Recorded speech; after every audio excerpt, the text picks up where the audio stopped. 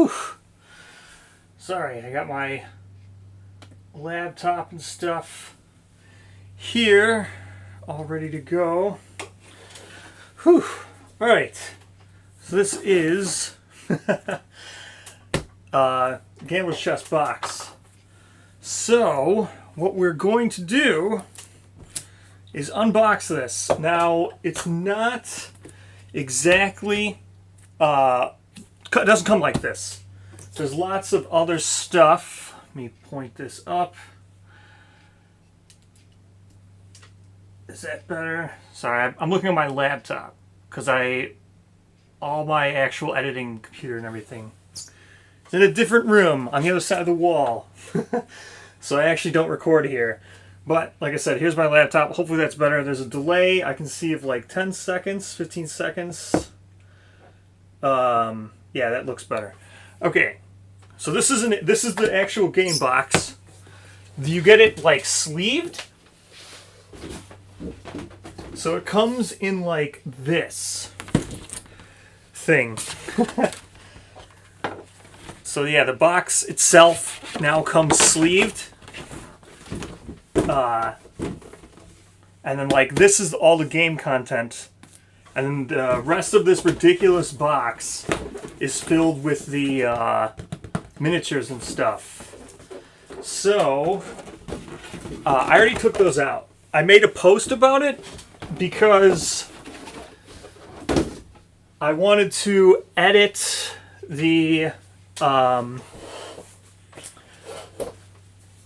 wanted to edit the Gen Con stuff. I wanted to get the Panic Roll, the First Hero, and the Poots interview all edited out.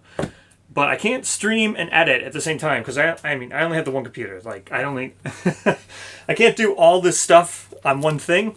So I opened up the miniatures and I got out the Croc and the Smog Singers. And as like stuff was rendering, as those videos were rendering, I did I started putting them together so we could start faster. Now, today, lo and behold, I learned another issue that I have. I use a Elgato stream thing. So right now I'm using my webcam. That's what this is. That's why it doesn't look very great. But my Elgato capture card went dead. So that sucks. But I bought another one. So I might not be able to actually start streaming the game until Friday when the new capture card comes. I'll see if I can get it overnighted, and then we can start tomorrow. But that sucked. So I don't have my my GH5 hooked up to the stream right now. Hopefully the volume is all okay. Let me check the chat a little bit. Good. I'm glad everybody liked the Gen Con videos. It was fun. Gen Con stuff was fun. I have now learned that Taste has my rule book, which was always intended for Taste to get my rule book from the stuff. Not so much intended what ended up happening with that. I didn't know there'd become like a community effort to making my rulebook ridiculous, but such is life now. So now I've done some stuff about spoilers, or done some research about spoilers and what people consider spoilers. Alright? So there's some stuff we're just going to outright skip when I open up this box, alright? I've already decided about it. There's some stuff I'll show. I've already decided what that stuff's going to be as well. But there's just some stuff we're going to outright skip, alright?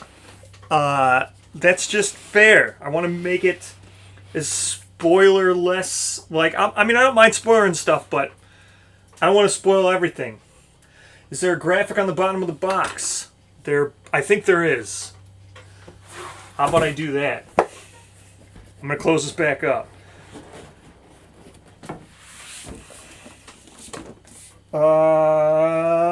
It's upside down, but I will show it. Yes. we will talk about that. All right, I'm gonna go behind this box. It's pretty heavy. Should have done this when it was still saran wrapped or shrink wrapped, but there it is. It's Croc, I think. Right? Hopefully you guys can see it. That is a Croc. I think this is in the rule book as well. It's a very, very neat image. So that is the bottom of the box. It has Gambler on the front. Just like the Watcher stuff, it's just a totally black. How much more black could something be? None more black. Here we have some tokens. I don't think this is spoilers. We'll show some of these. Some of these were shown on the Kickstarter update. So I'm not too worried about this stuff. Like I said, I've looked in advance as to what I know and what to look for some spoilers. We'll avoid that stuff. Tokens, I don't consider these spoilers. Like I said, I've asked around, and we'll talk about what's considered spoilers. Alright? I'm going to do my best. If you want to talk about something, say it in chat. There's like a 20-second delay. If you want to ask me about Gen Con, what Poots talked about, all that stuff, you can talk to me in chat. I have it right here. I'll look at it. Again, so the problem with this is normally this webcam that I'm using is normally the webcam I use is my green screen and stuff. Well, this is actually the one I use for my green screen. It's actually hooked up right here, but I can't. Yes, I know. I get that, right? So I agree. If you're watching, we're gonna do some spoiler stuff. We're gonna talk about it, but there's some things that are like beyond spoilers, and that's like, so things that are beyond spoilers are like, I don't really want to show. There's just some stuff we're not going to talk about, right? Mostly it's going to be AI cards, right? People want to play blank, or people want to play blind. I don't want to mess with AI cards and stuff. I'm not going to do that. I'll show some maybe later at the end, but I don't think I want to mess around with Godhand's AI. I don't want to mess around with King's AI. I'm just not going to do that. Let's see. So here's the thing. Again, I mean, I'm going to literally be playing this live, like, really soon. We're going to go hard. We're going to go to Godhand next week, right? We're going to go, regardless of how hard or how many times I die, we're going hard on live streams. We're gonna finish this up. Or hopefully we get some King fights. That's the goal. I want to at least fight King and stuff. Here is, so that was the encounter board. Here is the thing. Again, I'll talk about this stuff because hopefully everybody watches the primer video, right? Read the instructions before doing anything else. That's what I was just about to talk about. Yes, I agree. Read the instructions before you talk about anything else. I made a primer video, which this was intended 100% for sure. So as we got to this point where I would unbox it on stream, like I said, the primer video, I read the rules. I didn't go over all the rule book, but I read most of the rules for the new systems and stuff. Oh, so here's the scout pack. This is pretty sick. We'll talk about some stuff because again, I've already looked at some of it because of spoilers and stuff. So there's the scout pack. Scout pack is sick. So here's the gear grid for the scouts. I mean, we'll talk about it because we're gonna play it, but you only have 4, but you basically have a 5th survivor now. They can use non-scout gear too. Yes. So hopefully everybody watches the primer video. So, you know, I can just leave the book open here to the glossary, and as we go over some stuff. So, the stuff I'm going to go into that's spoilers, I'm not going to, like... We'll have fun, alright? I'm not out to spoil everybody's stuff, mainly because I know everybody wants to see it, and I do want to talk about all kinds of cool stuff with everybody in chat and everything, and that's why I wanted to do this live, but... I'm also aware that we are going to plow through this Gambler's Chest alive. So I'm not 100% worried about not going every little bit. But for this unboxing, we're not going to go into like some of the new stuff, right? I'm not going to look at mostly endgame stuff. I'm not going to look at gear rewards for specific monsters. We'll look at some patterns and stuff that are just vague patterns. Philosophies and stuff. Oh no! My tableau got a little bit bent. My totally needed 100% tableau. Yes, the dreaded pack is stinky and heavy. And it does count as wearing it, I'm pretty sure. Which is kind of weird because like Fist and Tooth is not considered in your gear grid, right? That's always been a thing. Like, that's not in your gear grid. There's rules that check for like certain weapons and stuff. And Fist and Tooth has always been like excluded from that because it's not actually in your 9x9. So the dreaded pack being heavy is kind of awkward. I think there's just going to be new rules for that. Here is the settlement and the timeline. Fun stuff. We'll talk about this. There's actually, is it 1 page or 2? I've been interested to see if it's a double page settlement. We'll open this up. Because I don't know if you could get everything on 1 page. If this is really only 1 page, I think there's probably going to be some community some community settlement event sheets. We're going to need to get those quick. I know some people have already scanned this and stuff. No, it is. It's on 1 sheet. Okay, so this is 1 sheet here. Oh,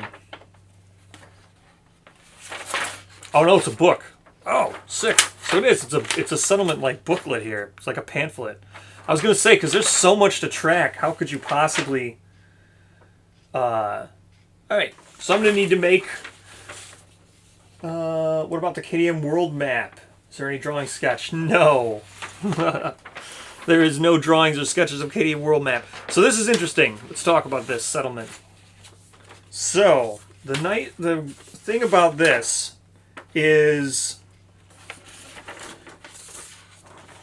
There's, on the second page here, resources are divided up by nodes. And that's because of the way I was talking with the patterns. So the way the patterns work now, each one of these columns here, I know it's not super bright because it's crappy webcam, but I will get my GH5 working again.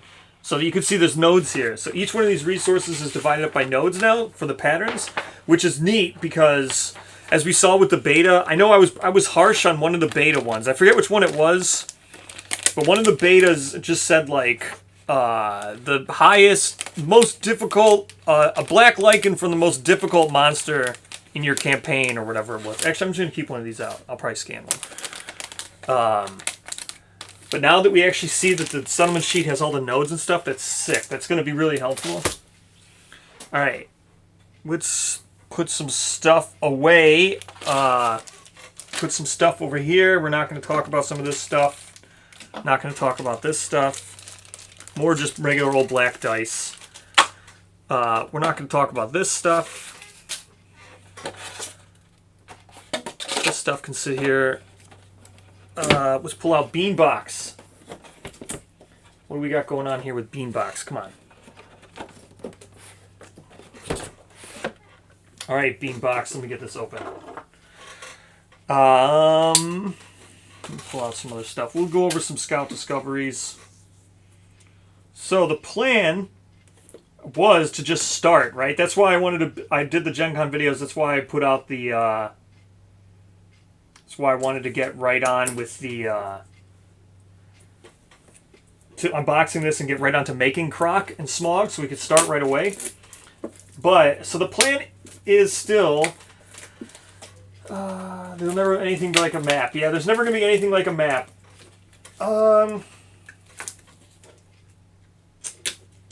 I can talk about that. So while I'm struggling with Beanbox here, so let's talk about the lore videos that I was making, right? Interesting stuff. I have yet to decide what to do Does the interior box look as deep? I know I was struggling with it. I'll get to Beanbox here in a second. I'm going to go get... I should have gotten like an actual X-Acto knife than just using my utility blade here. Let me go get an actual X-Acto knife. But let me talk about the lore videos. So, lore videos. This is going to be an interesting one with lore videos now. I'm glad I waited to talk to Poots at Gen Con. Did you get any kind of email that was being sent out? Alright, I'll answer that in a sec.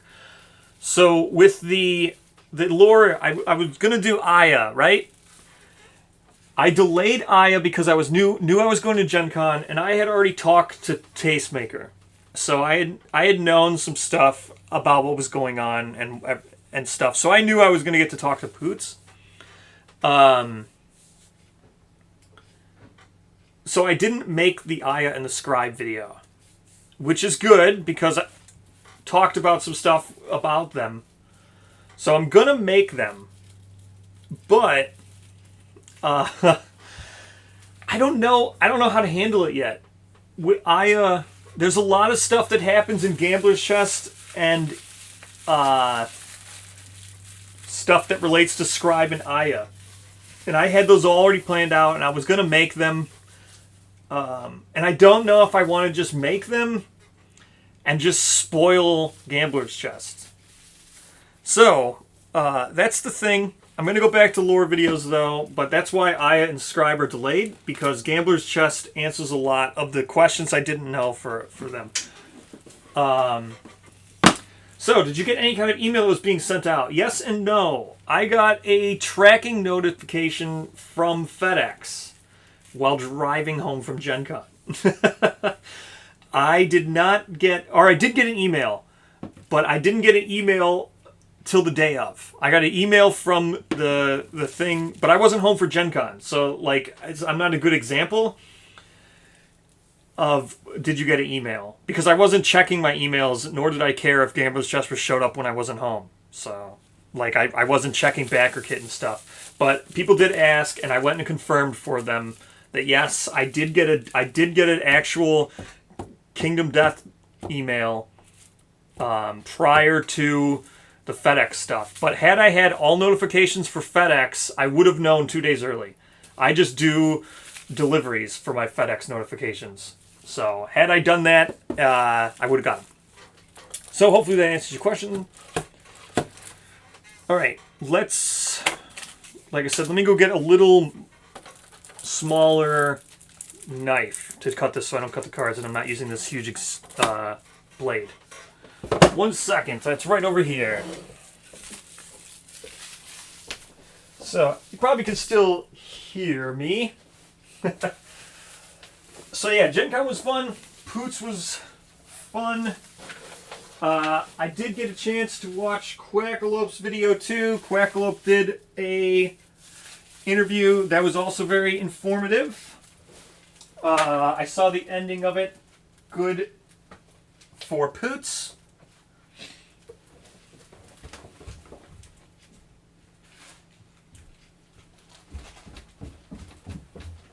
Alright, here's my modeling knife. This will be much better.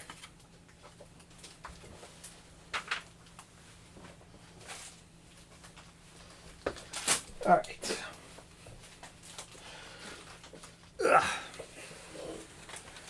Alright. This will be good. Let's see here. For opening up these things, much better blade, modeling blade. Yeah, the ending. Were you expecting to film an interview?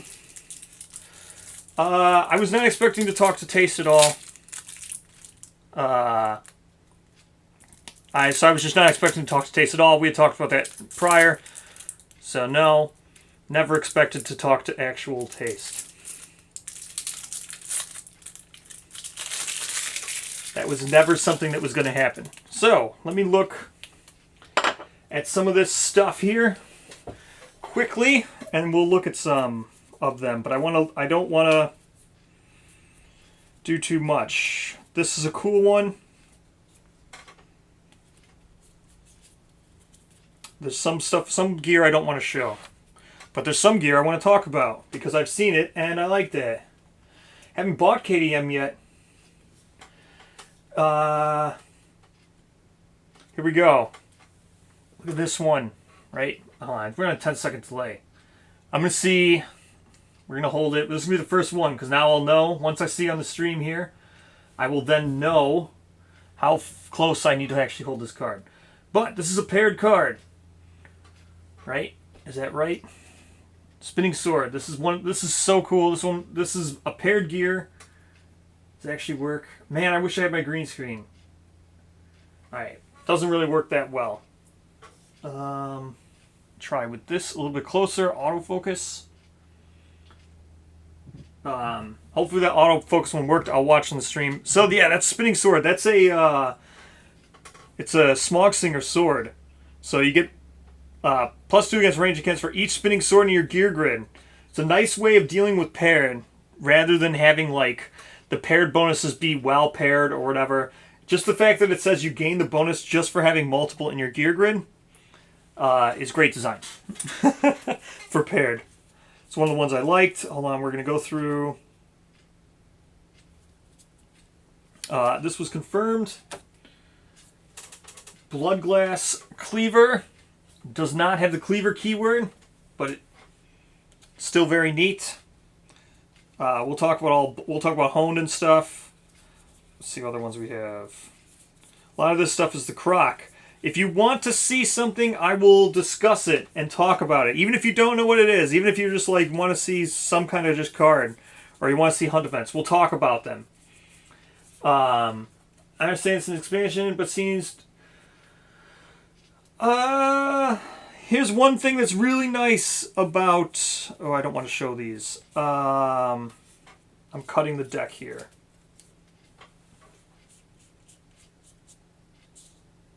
Alright, I'm going to cut the deck here. We're not going to talk about these. Maybe very end of the stream.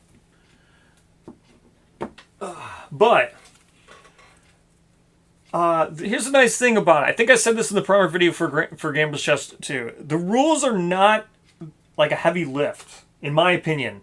It's hard. I know my opinion's probably going to be biased because I'm like super rules heavy guy. But I try to be as like unbiased as I can, right? And I did not feel that the rules for Gambler's Chest were a heavy lift. I think you could probably play them. If you were to do it your first time, settlement events, we'll talk about those. Put those to the side. Here's the Bone Eaters. I think you could probably play the stuff like right away, right? I think you could jump right into Gambler's Chest, starting off. If you were to get 1.6, maybe play 1.6 to like the hand or something, and then if you wanted to switch to Gambler's Chest, I think you'd be fine. I wouldn't tell someone not to buy Gambler's Chest if they thought it was going to be too complex. I don't think it's any more complex than any other expansion. So, let me see here. Oh, I'm just reaching over here. I want to put these to the side. All right, let's go here. Let's get out this. Let's open up this one now, right? So this is the settlement thing that we were supposed to be getting, right? The settlement, easy organizing settlement thing. So let's go ahead, open this up. So I got red beans. I don't know. I've heard that there could be black and pinto beans. So I got red. So make sure to check your bean box. I know someone said they got coffee beans. So if you got coffee beans, that's good too. But I got the red kidney. I guess, get wrecked, I guess. So here's what the settlement thing is. I'll have to look at this. It looks pretty good. I don't know. We'll try it out.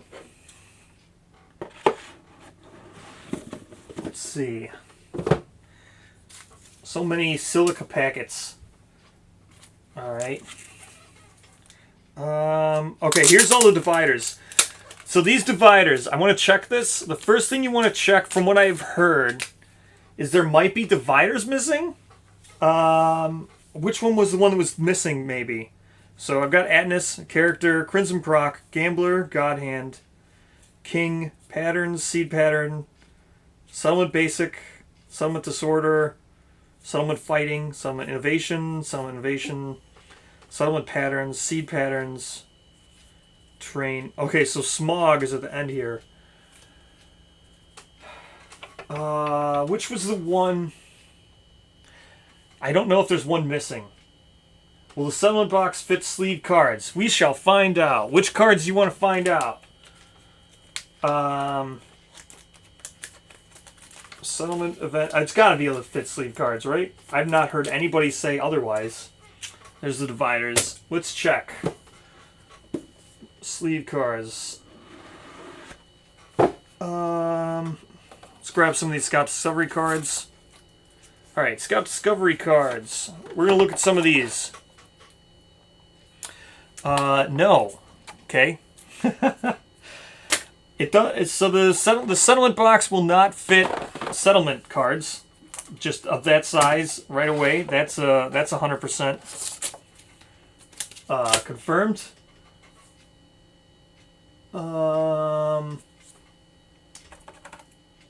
Gear cards. Sleeve gear. I don't. You know what? I don't sleeve my gear cards. I use these. So how am I just glossing over the beans? I talked about them, man. I got wrecked. I got red kidney beans, dude. I got wrecked. I wanted the coffee beans. Whatever. I got wrecked. All right. Maybe you'll get the coffee ones. Maybe you'll get the black ones. Right. I got wrecked. So that's why I glossed over them. Yeah, so I don't sleeve my gear cards. I'm assuming they'll fit. I have gear sleeves because I don't sleeve Kingdom of Death. I keep them in the binder. But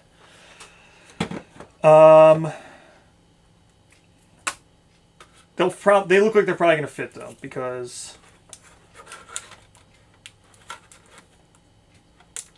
yeah, they'll probably fit, because the dividers would probably fit. Yeah, there's room here. So there's gear cards where they'd go. There's a gap here, you can see it. So sleeve gear cards confirmed. They will fit in there.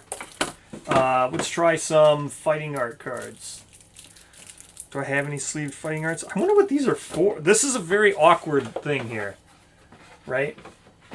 Yeah, I sleeve every card too. I just don't sleeve the gear. So these two here are very awkward.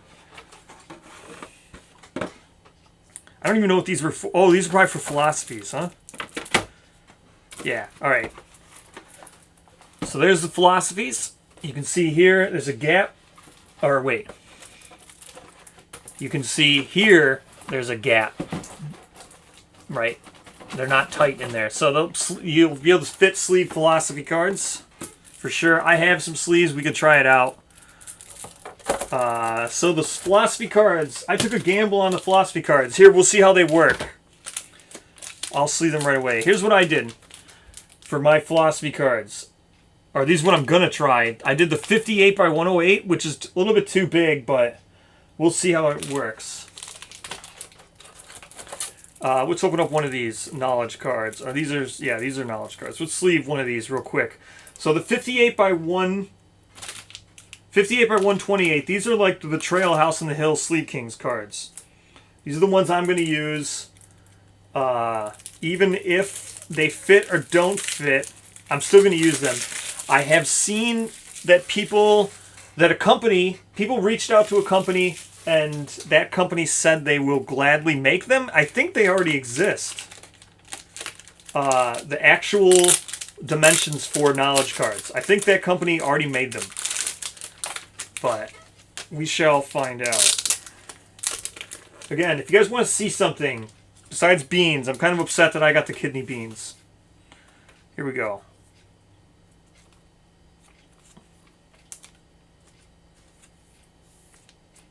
Yep, they're too tall, but they're snug, right? This isn't going to be terrible for shuffling. So here's the knowledge cards. These are the Betrayal sleeves that I'll be using. You can see it's too tall. right? Too much there at the top. But it's snug. The card doesn't move in here. So the side will be fine. And for shuffling these, which I don't even think you ever actually do, that'll be fine. Or you do shuffle them because I think you gain random at some point. So these ones are too big. Where's beans? I have beans. They're right here. My box. Right here. I got red. I got wrecked. Alright, so now that I've got knowledge cards open and I've got sleeves here, let's check it out, shall we? So, what we got? Let me make sure I'm not showing anyone here. I'm just going to go through these. I don't want to show something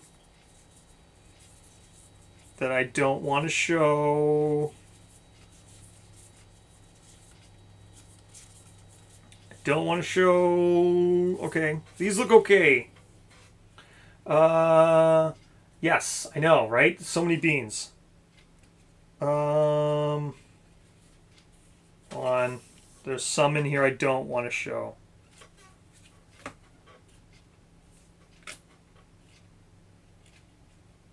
I definitely don't want to show that. I don't want to show this.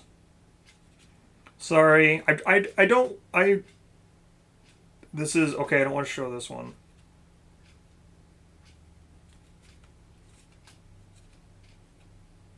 I want to try to respect the spoilers, right?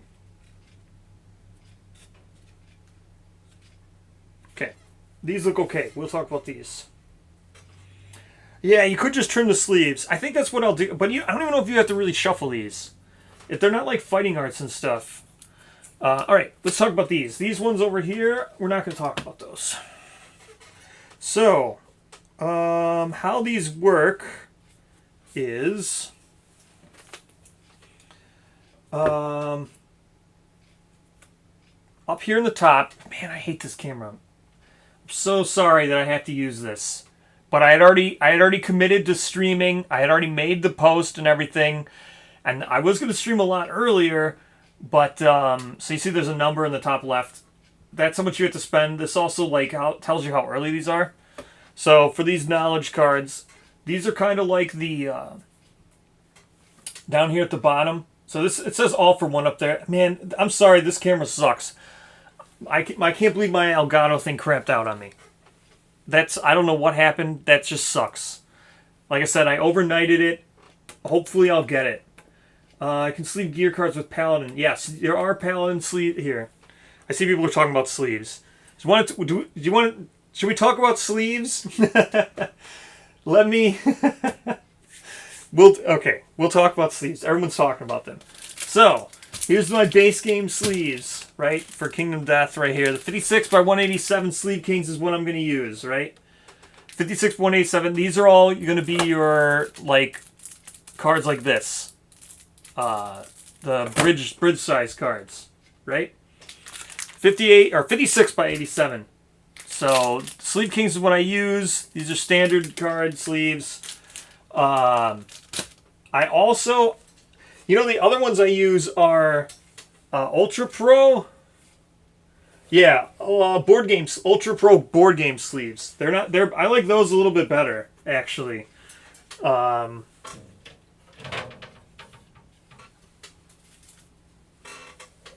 Standard American board game sleeves for Ultra Pro ones.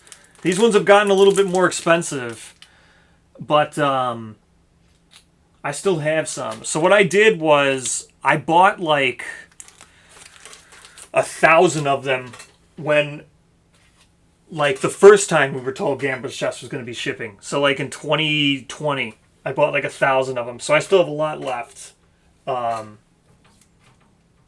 So that is what I use. That's what I prefer, but I have the Sleeve Kings too. The great thing about Kingdom Death is you don't have to worry about mixing decks, alright? So if you're worried about mixing your sleeves, don't worry about it, because you're never going to shuffle a lot of this stuff together, right? Say you sleeve Croc and then you sleeve Smog in 2 different brands of sleeves, who cares? The decks never shuffle together. You're never going to shuffle your Crocs and your AI cards, your hit location cards. The they're all monster dependent, so it doesn't matter. So it literally doesn't matter. You don't need to worry about chasing the same sleeves you sleeved your core with. Except for the fighting arts. That's probably what I'll do. I used Ultra Pro on my core, so I'll probably continue to use Ultra Pros for my fighting arts because those will go in together. What's the next slide? Okay, this size we can confirm here. This size, the 45 by 68 Sleeve Kings. These are supposed to be the encounter cards. Let me look for them. We can confirm whether or not those are actually the encounter cards.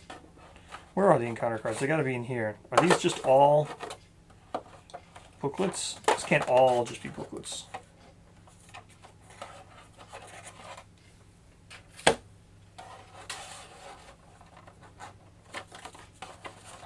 Is this really just all booklets? Okay, no, there they are. Okay.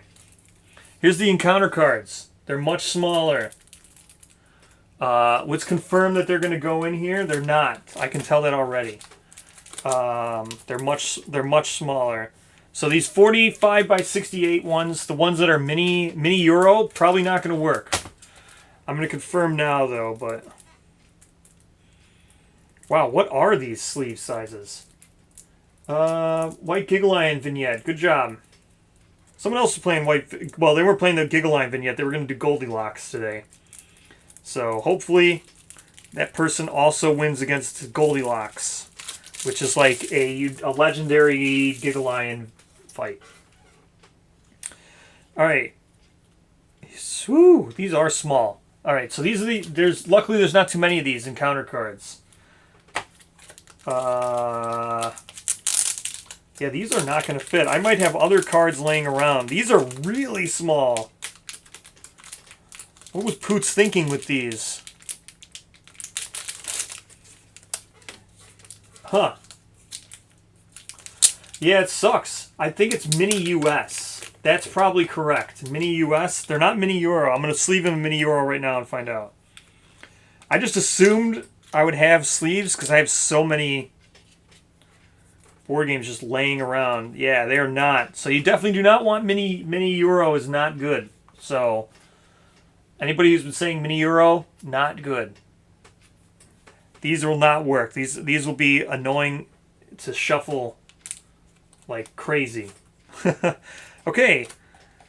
So how many there are there? There's probably like less than 50 of these. 2, 3, 4, 5, 6, 7, 8, 9, 10, 11, 12, 13, 14, 15, 16, 17, 18, 19, 20, 21, 22, 23, 24, 25, 26, 27, 28, 29, 30. There's like 31, maybe I miscounted, 31 or 32 of these. That sucks, but that's not a lot. So I'll have to go look for Mini US, I guess. Try Mini US, see what happens. Again, I didn't buy these.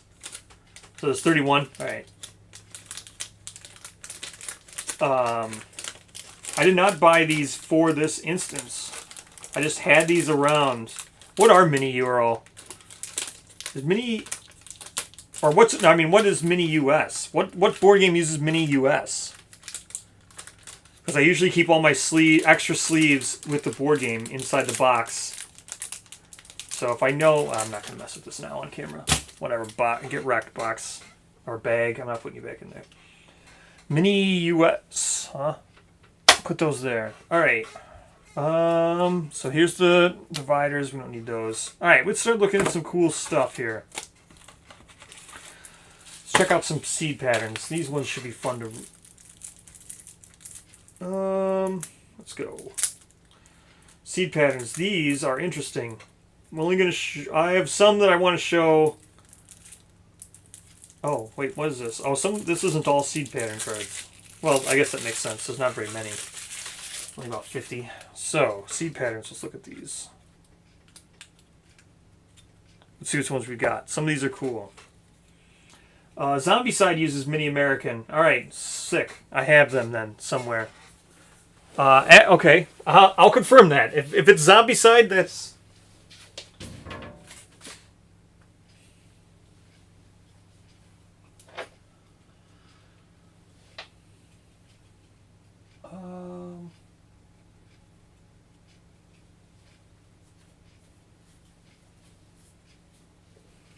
All right. I can confirm. We'll check that out. Robinson Crusoe is Mini Euro. Mini Euro's Dominion. I think that's why I have so many around. Yeah, Mini. That's Mini Euro. I'll check the Mini American here in a second. I have to move some stuff. Let's check some of this. All right. Let's have some fun. I'll check Mini Euro. If it's Zombicide's Mini US, I'll check. I have those over there. I'll check them. So. Come on, camera, please. I'm gonna try to completely block it and then back it up. All right. Hopefully that works. Anyway, what this one is this is one of the hybrids. That's why this isn't spoiling anything because we already knew this was going to be out. This is the Beast Hunter. I can probably try to turn off some of these lights. I'm watching right now the video to see if this worked. Blocking the camera completely and letting it autofocus back. Did not work. Well, kind of. Alright, so yes, this is the Beast Hunter stuff. So how this works is this is really neat. So it's going to be one gear piece, and then that will allow you to get the bonus. Yeah, autofocus is on, I think. I can go mess with it. I just have to walk in the other room. Stupid autofocus. But anyway, yeah. Yeah, it's not spoiling because it's not focus. Alright. That's true as well. But anyway, so how these work with these ones, this is super cool. These seed patterns, I should probably talk about this. I did talk about it already in the prior video, so I'm not going to go re-over it. I already talked about it. So with these, the seed pattern here, with the Beast Hunter sound, this is the Antelope Phoenix Cross one, which is super cool. Survivor who dealt a killing blow to the Phoenix describes the look in its eyes. Write the story in the records. Wow, this thing is quite expensive. So you need records, and you need a killing blow to the Phoenix, and tail feathers and a pelt and an iron. So it's not expensive resource-wise. It just you need to have records, which is not always something you want to get. Where's the other one? Too much spoilers. Too much spoiler.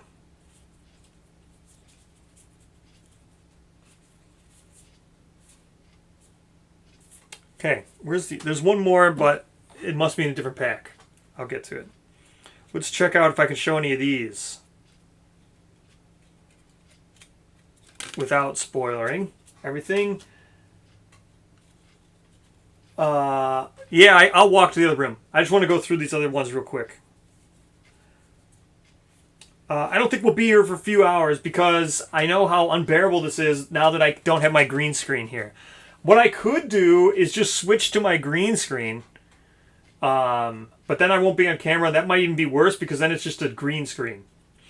But the green screen is the one I use when I play. So that's like right here, right? I have the table, the one where I roll the dice, the one where I put all the cards underneath this.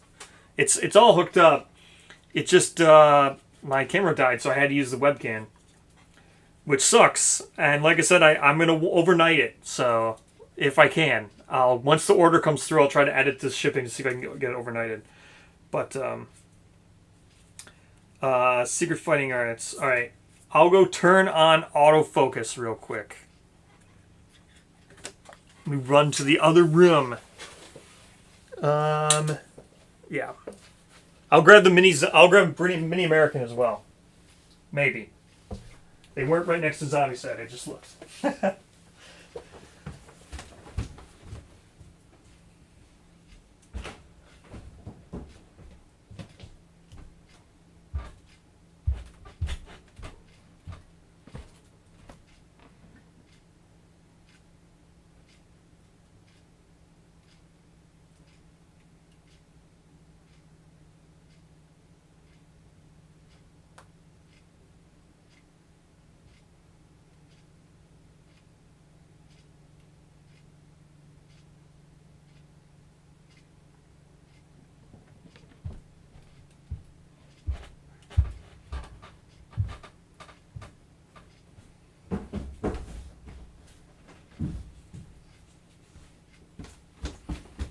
autofocus is on. Now, let me see if I can grab Mini American. Come on.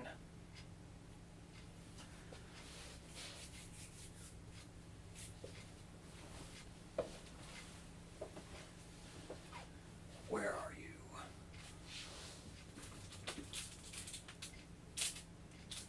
No.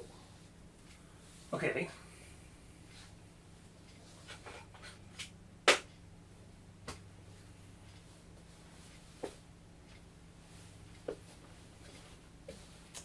Alright, we'll try autofocus. Should be better. Which one is it? Alright, so there's no, are there no? I don't want to show these. Well, alright. Nah, I don't want to show these either. Yeah, alright. There's a lot of some in the autofocus, yes. Wait, so how do the hybrid sets work? Yeah, I'll grab that out. I'm gonna try to open the hybrid sets. So it's a pattern card. They're seed patterns, which means they work off insight. They just work off the same way the insight ones are the same way the pattern ones work. I'm looking through it right now. Here's one that I find hilarious. Where was it? Seed.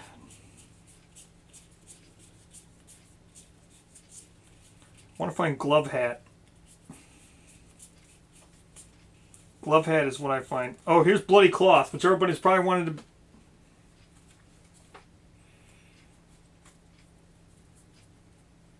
Bloody cloth is neat. All right, autofocus. Don't screw me over this time. Did it work? Did it autofocus? It might be the lights. So anyway, you craft an armor. Well, you craft an armor set from the. So there's bloody cloth, which is cool. You just gain you can use it anywhere you want. So did it work? So the delay is long. The delay is like 20 seconds. No, autofocus is not working. I don't know why. Alright, so what I might consider here is switching to doing, yeah, nat 1 on the autofocus, it sucks.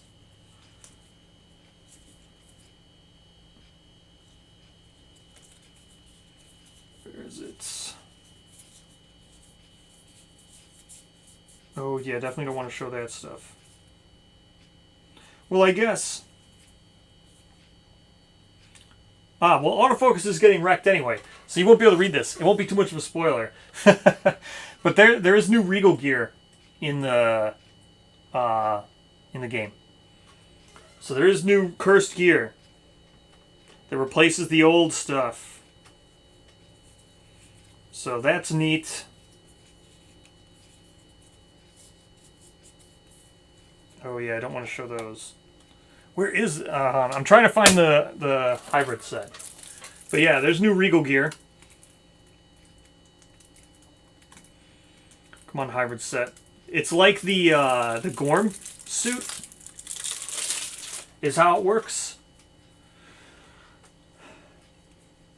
Okay, the backup plan would be me using my normal camera, and then just me not being on camera at all. Here it is, Beast Hunter helm.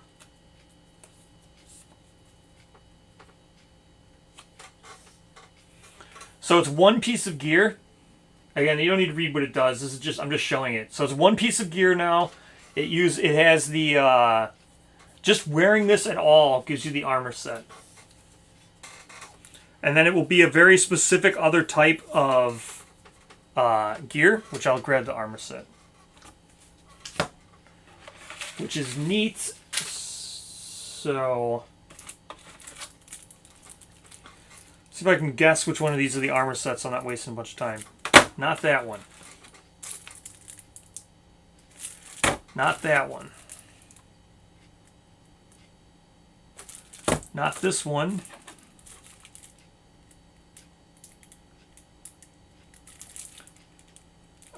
Not this one.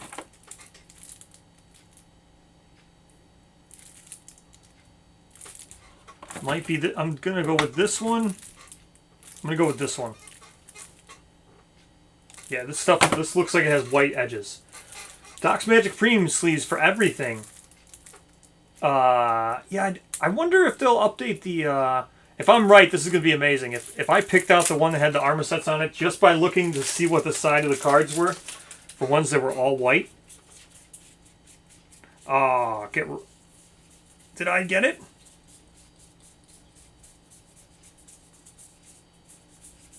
No, get wrecked. Stupid character cards. Alright, character cards are sick. Should we talk about character cards? What aspect of character cards do you guys want to talk about? Character cards are super cool. There they are. There's a bunch of them in Gambler's Chest. I know, I feel bad the stupid autofocus isn't working. Man, this sucks. I can't believe my Elgato thing died today. I don't know what happened to it. It's just all I put it in, put the HDMI into the back of the card, and then it just started the refresh rate would just go between green and yellow and just wave the whole time. I don't know what was going on with it. But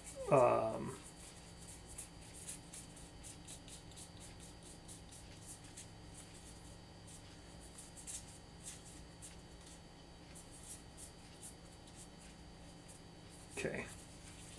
So here's the Ark Survivor. Well, alright. So character cards are sick. Talk about character. What surprised you the most? Non-spoiler of what Poots spoke about in an interview. What surprised me the most of what Poots spoke about in the interview? We'll talk about that. I wish he would have done more. So here's character cards. These are abilities you're just born with. I just want to talk about these quick since I just got them out. These were shown in Lolawin. There was also one that was in Loon for Echoes. Or not for Echoes, for the newest white box. The other white box is cool too. I saw that one with the Indomitable Resource for the White Lion. But all these abilities are just really nice. So where is Grand Weapons in your Gear Grid game? Barbed 4. You always find your way home. Once you are a parent, if you would die, you inexplicably survive. Limit once per lifetime. Sick. -2 movement, +1 evasion. So many of these things are just so cool. Spears in your Gear Grid game, block 1. It's awesome. Gain +1 accuracy, +1 strength with swords. +1 to your severe air injury results, which is good. This that's tough guy. Okay. -1 luck for the unlucky. So what surprised me the most about what Poots spoke about in the interview? Well, what surprised me the most was I missed the thing about Fade. That was pretty ridiculous. I can't believe I missed that. It just didn't look like her on Nico's thing. I just assumed the Nico base. So anyway, when I did that lore video like a year ago now, it's been with Aluminum Man on the white speakers, and we had said that we thought that Fade was the Red Witch that Nico replaced. So we thought that a long time ago. We talked about it in that white speaker thing, and we put it on the list for things to ask Poots if Nico, because she's a new white speaker or a new Red Witch, if Nico replaced Fade as a Red Witch. And then when he said, "Oh, you have to check the bases of those miniatures," and I was like, "What?" So then, like, as soon as I uploaded it, I mentioned it in the Discord and stuff that because I was tired.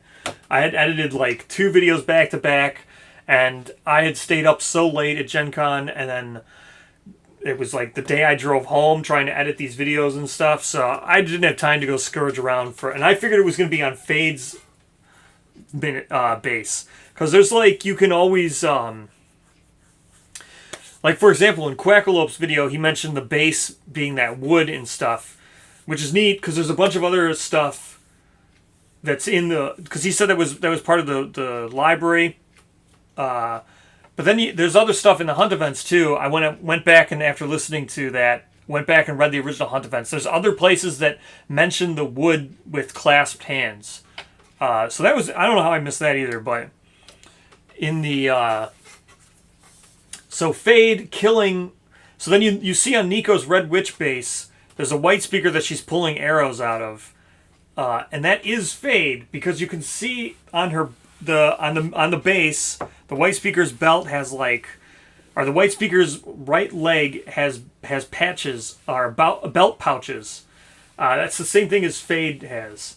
So that was pretty surprising. One, that he remembered that. Two, that it was already... like, it's already canon that was for sure the truth matter of it. And we had done... I remember when Aluminum and I did that lore video, we did it prior to even getting the reveal of the bases for the Red Witches. Because I remember saying in there, oh, we'll have to return to this. Maybe we'll return to this video after we see the Herald for the Red Witches. And at that time, we had never saw the bases at all, so... I'd always assumed that Fade was the other Red Witch. So, that was neat that he said that. That was the thing that was most surprising. I mean, there's other stuff. There's lots of other funny stuff that people have asked me about. Because I did... So the way it worked was, Poots asked for questions prior to Gen Con. He wanted them to be emailed to him at an email, but that email never came to fruition. Okay, here's the armor cards. I got my second guess. That email never came to fruition. So what I ended up doing was sending all those questions. I printed them all off, wrote them all out, and then I sent them to Taste, and Taste was going to give it to him. I don't know if that probably happened. But anyway, so what happened was when I got to Gen Con,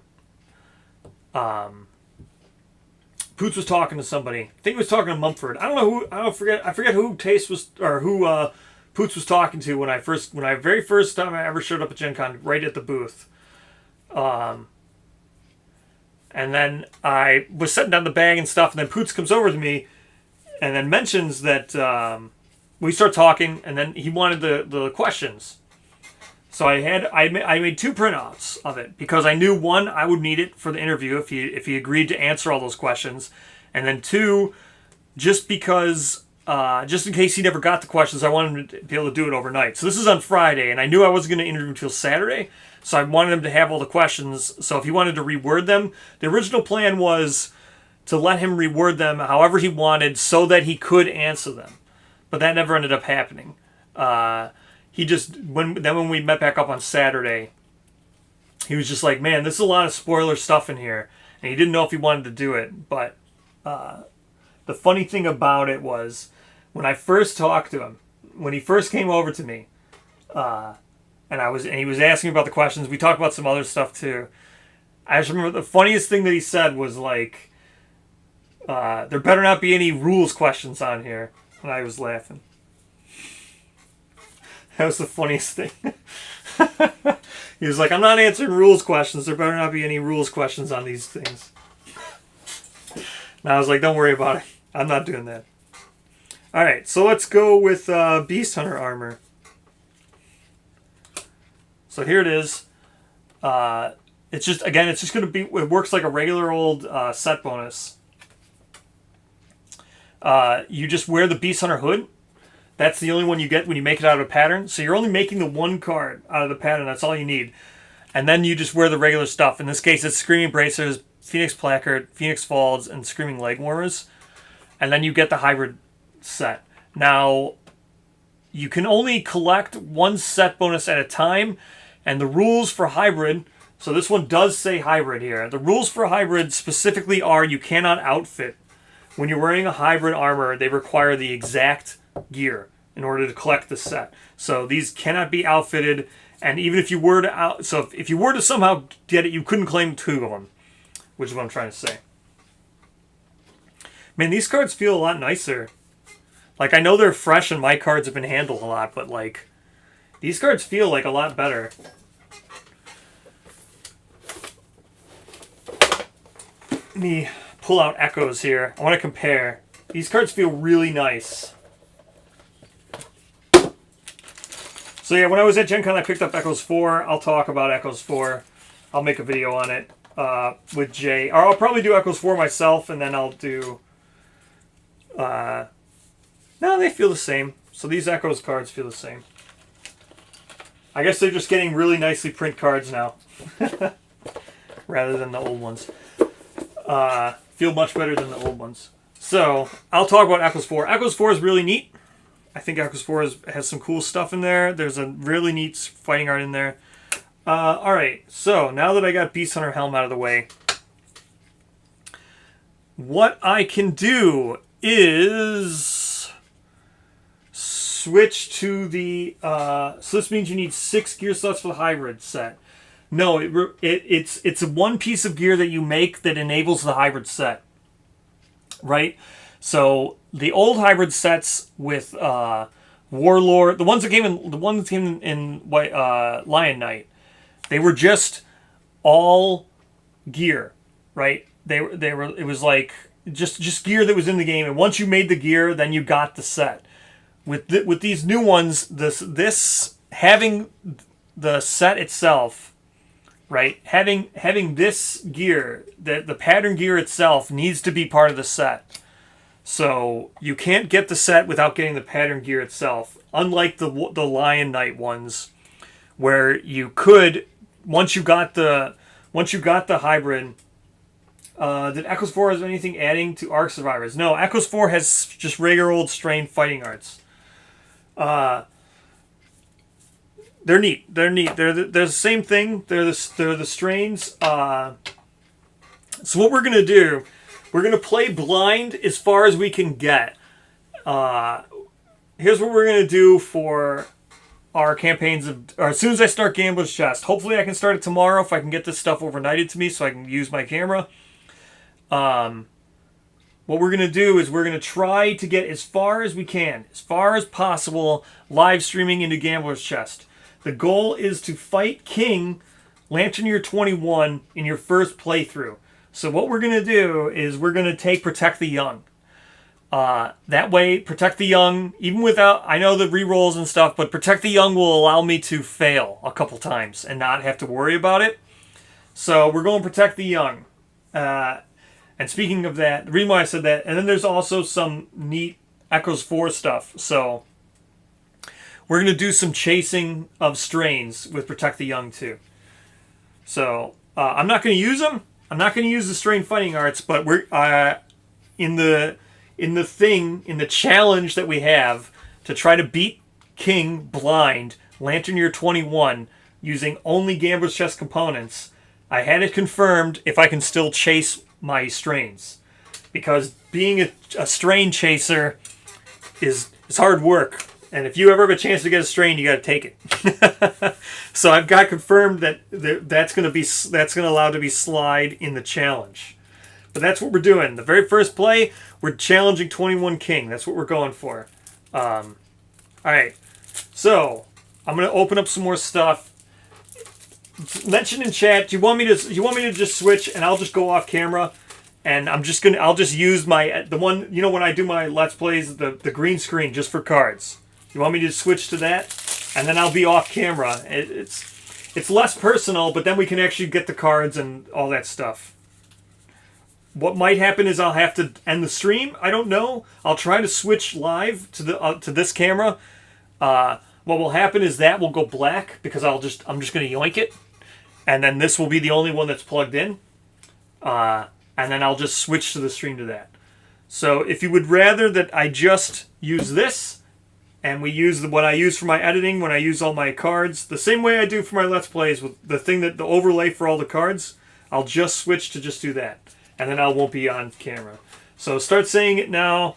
I'm going to sort out these cards real quick while I wait the 30 seconds for everything to catch up, because I'm not going to show any King stuff. All right? And the way it's going to work is I'm gonna go. We'll stay live for a bit. I'm gonna sleeve cards upside down and stuff.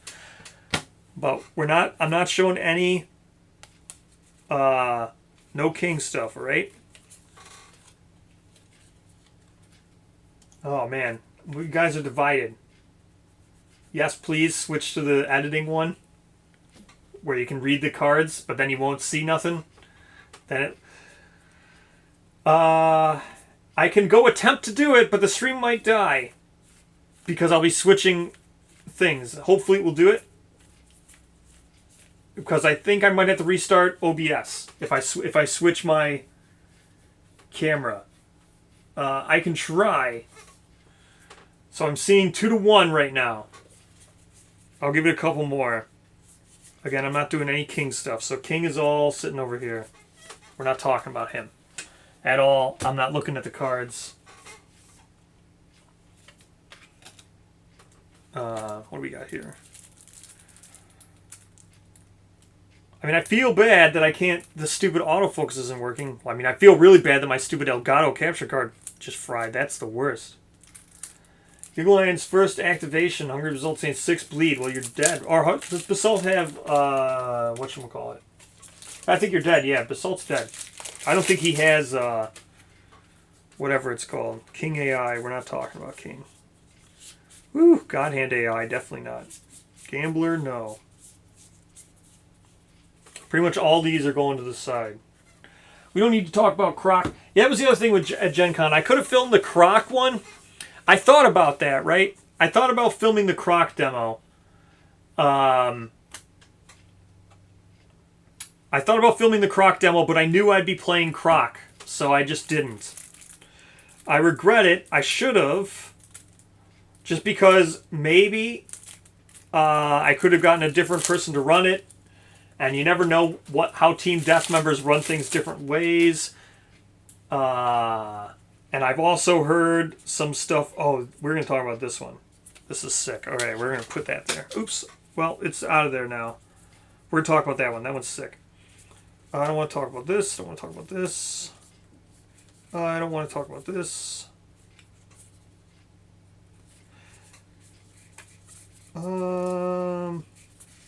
Oh, yeah, here. So I'll show these too. So C patterns are the red ones. So C patterns work as insight. I think I talked about this in the primer too, but now I can actually give examples.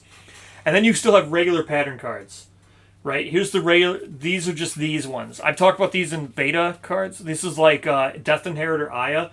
These pattern cards are just ones that will always be in your deck as long as whatever's here is listed. So, for example, this is a Crimson Croc one. So as long as you have Croc in your game, this will always be in your pattern deck. Well, you might have to gain some of the patterns too, but they're not triggered. There's still ones that are not linked to the. Here's something cool. I don't think this is a spoiler. Let me think about this one. I think this is something neat that I don't think is too much of a spoiler, which I think... Alright. I'm just going to say it. I'm just going to do it. This is not a spoiler. This is just helpful information. So, Game of Chess includes these. Comment on how the overall packaging was. Mine was good. I forget. There's something that might have been missing. I think it was a divider.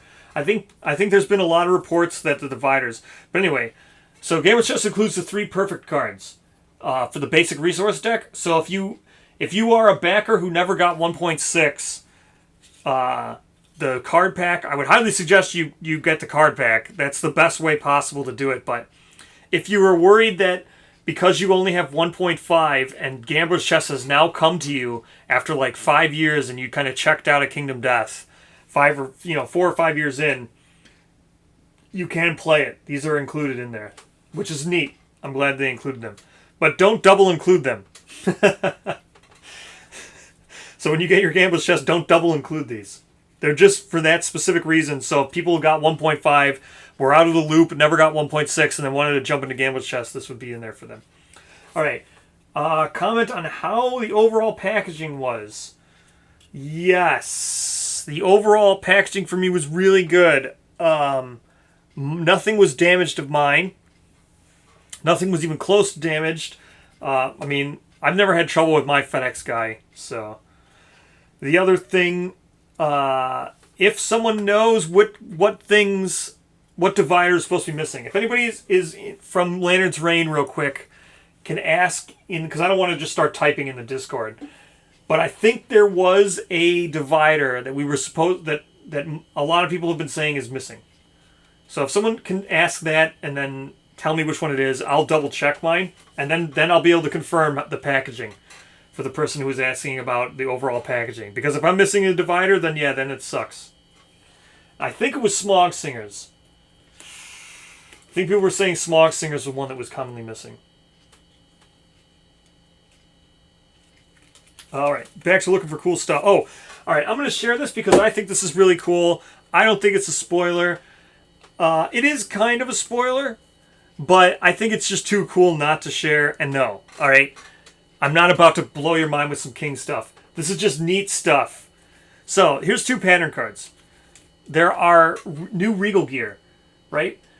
Not Regal gear. This is the Violet Phoenix stuff. Because the Phoenix in 1.5, the Phoenix has gear that's really hard to complete because it's like, it's either you use just the Phoenix stuff, but it's hard to mix with stuff because the affinities are kind of crap. So this is nice to get actual new gear. Actual new Regal gear is good. I think that's neat. If someone thinks that's a spoiler, I think that's a super minor spoiler. Come on, man. Having new Phoenix stuff is neat. You didn't get any beans? What? Well, then I guess you're having problems. Someone was asking about the thing. Box size comparison. See this one up here? Right here, I'm tapping it. I'm waiting for the stream to catch up. Bam, bam, bam. There's my King of Death monster box. I will show you right now. Box size comparison. There you go. See, the other one is bigger. Can you see? You can still see it, I think, maybe. It's about 2 inches bigger, the other one. Right? So all you need to do is save this one, the smaller one. But I will show it for the person who asked. Right? Could you still see? I'm looking at the thing now. Yeah, you can still see. You can see a little bit above the Aeon's Trespass. It's smaller. But that's because I don't have the minis in there. Here is how big the actual Gambler's Chest is. Right? So for comparison, this is how big the actual Gambler's Chest box is. With all the minis and stuff, this is Aeon's Trespass. This white box here. It's bigger than Aeon's Trespass. It's about 1 inch taller than Aeon's Trespass. So if you have Aeon's Trespass, there you go. You can expect to get a box that's 1 inch bigger than that. I don't keep the minis with my box because I keep my minis all in here. So the Regal or the Phoenix stuff was that in here?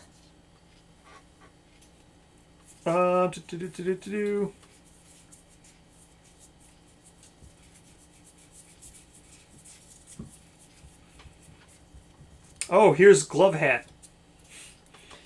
Here you go. I don't know if it will see it, but I found this one really funny. Come on, please work with Glove Hat. This is a seed gear. If you can see it, the art, it's clearly a glove, right? Should be a hand location thing. But if you could see right here, it's a head location. Good old Glove Hat. I think that's one of the things I found that's funny. It's clearly supposed to be a hand location armor. But, you know, Glove Hat. My favorite gear I found from looking through all the Gambler's Chest stuff. Let's see.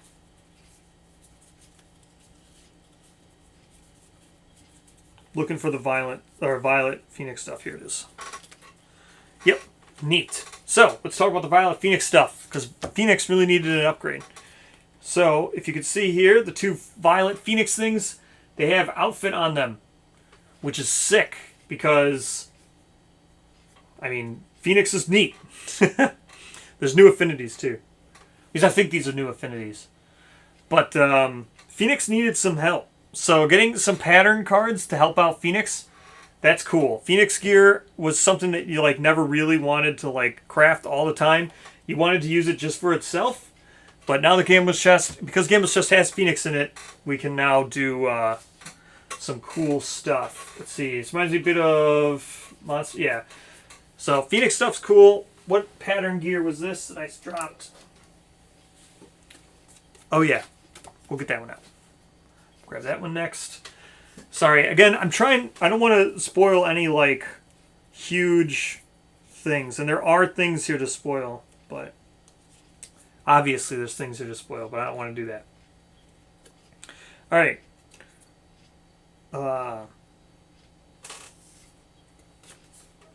Monster Trophy. This was one that everybody wanted to see, this pattern. Monster Trophy's neat. A very cool item. I actually like Monster Trophy. Increase your personal survival limit by monster level, which is cool. And then it's a pattern card. So, let's look at the other one. Here's Cloth and Satiated. I know everybody was worried about Cloth and Satiated. Why is there cord card changes that were well, yeah, there's some. So here's Cloth and Satiated. This is an armor set bonus. This is the requirements on the back here is literally anything. Yeah, any headgear, any. To gain Clothed and Satiated armor set penis, you must be wearing at least 3 pieces. And cannot qualify for any other armor set. So, 3 pieces of anything will get you this armor set bonus, which is really nice for hybrid set players. Because you won't be able to qualify for anything else. And this just adds +1 to all locations. So, really cool, because there's always times, like here's one of the things I was talking about. Sometimes with like, you know, the meta of the game and stuff. The reason why this one's cool is because you're always going to have a transition period, right? In the very beginning of the game, you're probably going to build Rawhide right away. You'll go Rawhide, you'll get your 5 pieces, you'll get your Rawhide set. You might go to Rawhide, probably going to go Rawhide Croc. That's probably what I'm going to do. But then you're going to have a transitioning phase, right? Where you're going to start to build other sets, and you'll be passing down that gear to people, right? So, Clothed and Satiated is really good for that. Because you only need 3 pieces of anything. So that's super cool. It's also, you can always end up like luck chasers and evasion farmers and stuff. Like there's lots of gear grids where they're going to end up where you could never get a set bonus in core and it would be frustrating, but you'd still be full. Why is there core card changes in this and not for Campaigns of Death? The core card changes for this, for those pattern cards, are because pattern cards were going to be in here. Pretty sure that's why there's... And Phoenix is in Gambler's Chest. So the only holdovers from core are Butcher and Phoenix, and then Hand, technically. But... So they're still in here, so that's why they got updates. Yeah, exactly. Then someone else just said it too. It's because of their pattern cards. So they're not like... They're not core. The pattern system isn't in core. So they couldn't have put it in 1.6. But the nice thing about it... Yes, I'll talk about the Flower Knight cards. But the nice thing about it is... they're at least acknowledging that Phoenix needed a little bit of help. Phoenix did get help in 1.6 as well with the hollow point dagger, hollow sword, the hollow point sword, which is sick. That sword's really good. It's a really, really good sword. It's the dagger sword combo. So it's not like you're not getting anything from 1.6 to core and stuff. So that's still really cool. But yeah, it's because they're seed patterns. Would have been nice had armor gotten reworked completely, but, you know, it is what it is. Let me see if I can dig out those Brutal Flower Knight cards. Yes, there are 2 Brutal Flower Knight cards. I'll pull them out. Those aren't spoilers. As I just litter my floor with wrapping. Let's see if I can find them. I don't know where they're going to be. They're just going to be in this mess of other AI cards. I don't know. Wait, Bone Eaters have regular AI cards? Oh, because they're traits.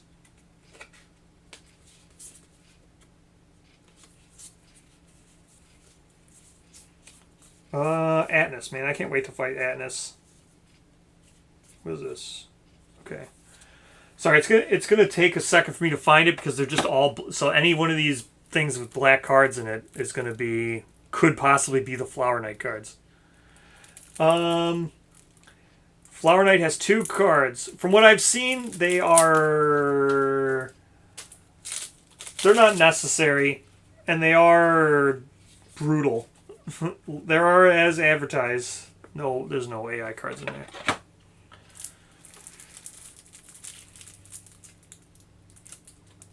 Alright, yeah, so... Man, this sucks. This really sucks that my greens... That this happened. And like I said, because I made the... I made the post about live streaming and everything. So I felt obligated to do it. But it sucks that this had to happen. And I had tested that thing. Maybe, I don't know. Maybe it was the camera. Maybe I should have... I don't know. No, none of these are the AI cards. Maybe it was in here. Let's check here.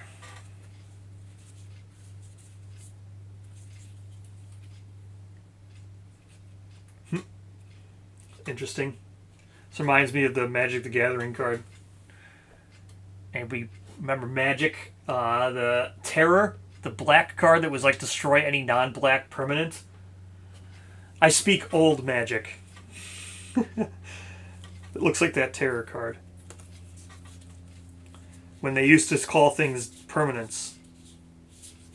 Destroy any non-black permanent. Just remove something. But yeah, that artwork looks like that Terror in the black card from, you know, Beta, Alpha and Beta.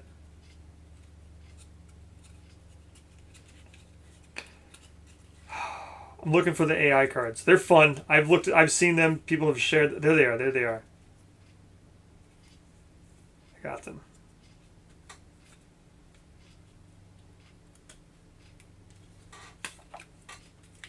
Alright, there we go. Found them.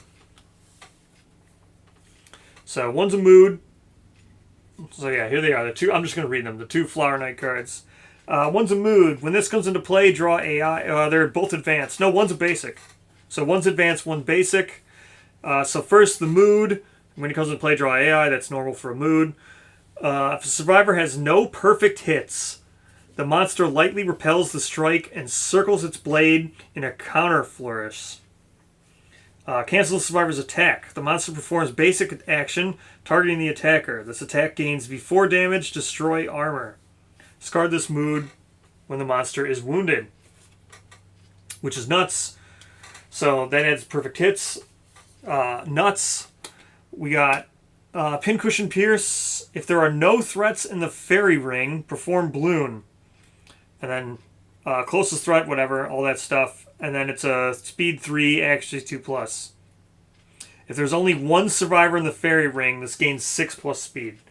So yeah, those are the 2 AI cards for Flower Knight. They are ridiculous, especially the one because the meta for Flower Knight was to try to keep one survivor in the fairy ring.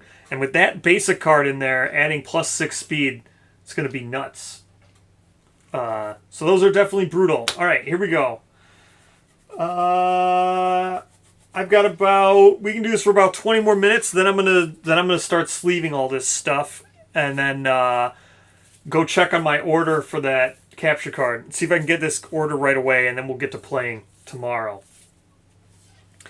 But we'll talk some knowledge cards. We're just gonna look at some artwork and talk about them. So... I'm going to pull out some nice ones that are amazing. Everybody wants to see these. Which were the core ones? You know what? We can talk about the core ones.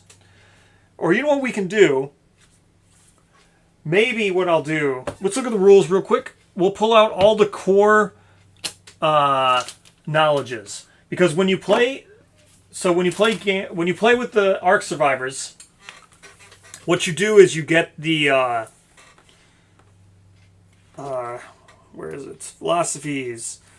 Core. In the Dreamkeeper campaign, this will be 4 cards. Survivalism, Dreamism, and 2 Tier 1 philosophies. So, the Tier 1 philosophies are... What does it say? We'll pull out all the Tier 1s, and I'll draw them. So there's going to be 2 Tier 1 philosophies. Where does it say the philosophy? Knowledge and level? No. What are they called again? Core philosophies? No, Tier 1. 2 Tier 1. Alright, 2 Tier 1 philosophies. So we'll draw them. We'll see which ones I get for the campaign.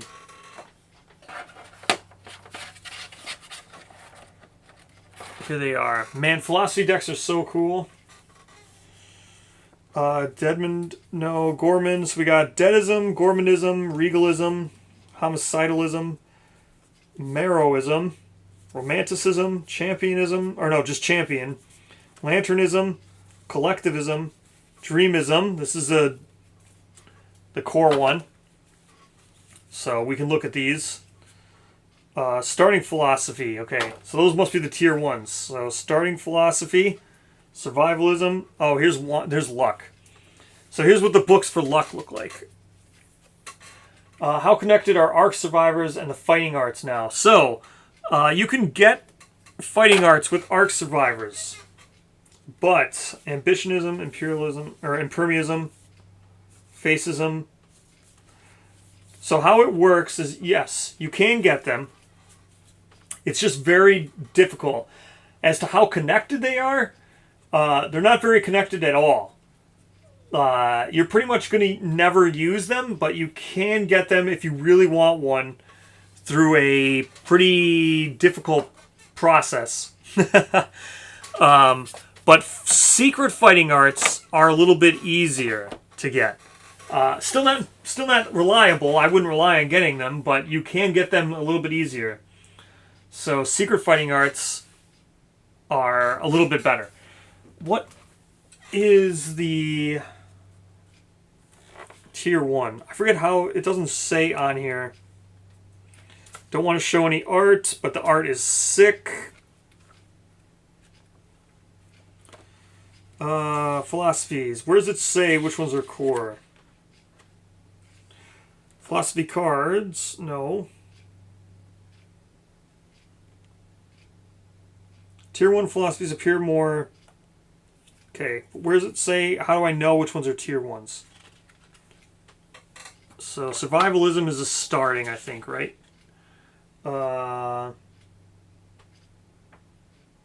Yes. So this is a starting.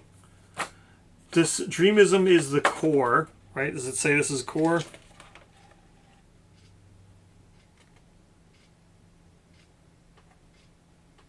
Yeah, okay. So this is core.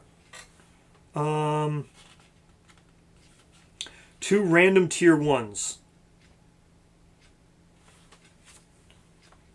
Which ones are the Tier 1s? I'm just going to look it up. We'll draw our 2 Tier 1s and then we'll spoil the other 2 that we're not gaining.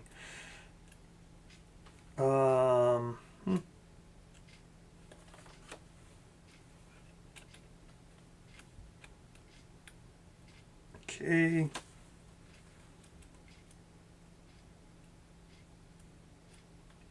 Where is the first story or whatever? First day. Returning Ark Survivors, right? Isn't that what it is?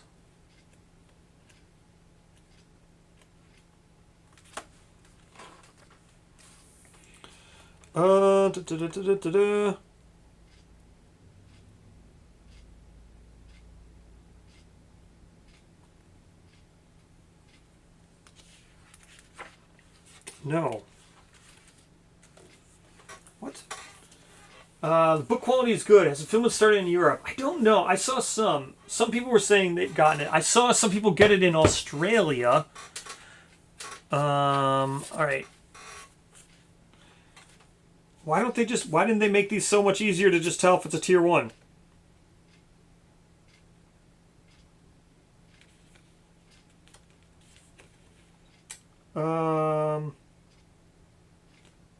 Philosophy name.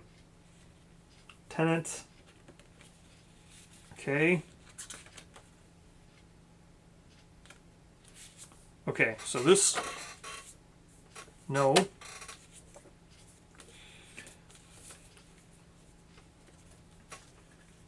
From what I've heard, the ship just... Oh. Australia doesn't exist?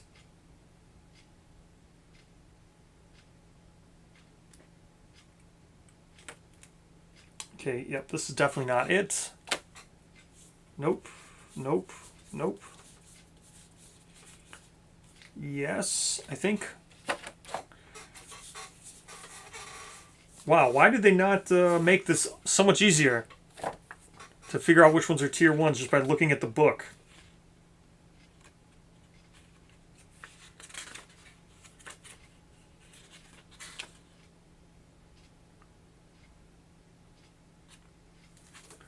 Okay.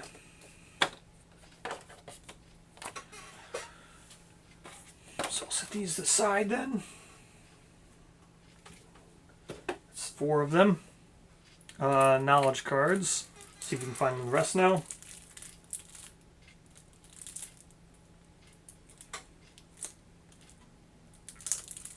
Yeah, I don't know why. That's surprising. Actually, the game of chess is really intuitive. It's really easy to grasp. This is kind of like... I'm kind of surprised that the books don't just say it right on there. That they're a tier 1. Like, this is how I figured it out, right? This is why I went to open up the thing. So...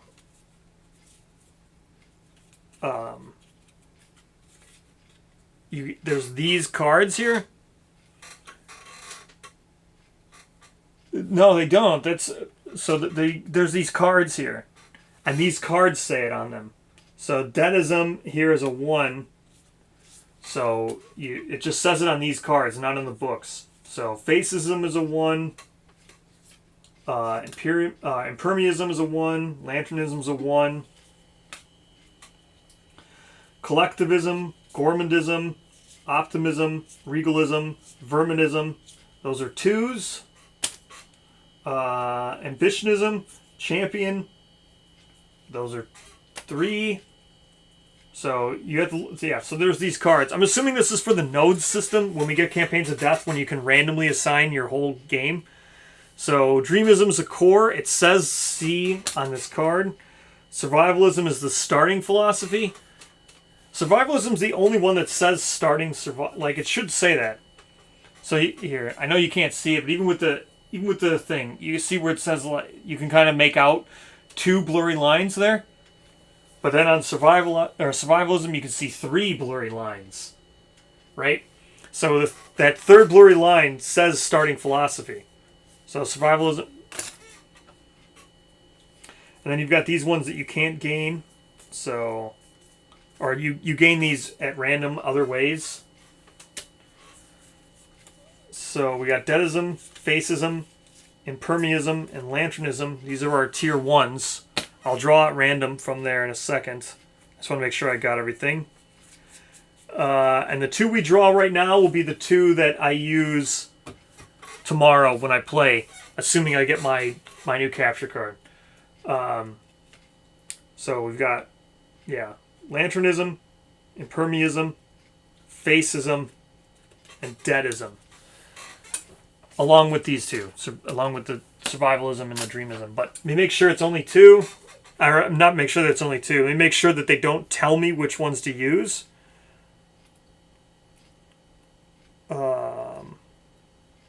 Be a lot easier if I had the Bloody Day or whatever it is, so I could see which actual event I'm supposed to be reading here.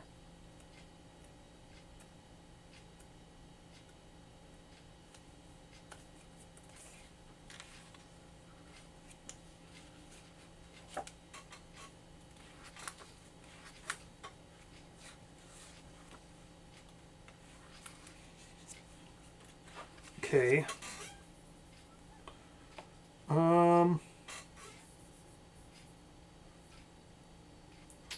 What happened? Why did it go? Okay. I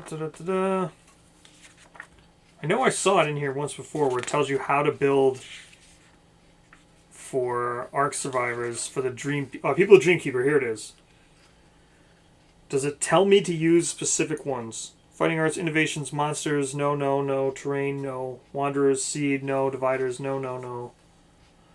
Record Sheet, Ark Survivor Sheet.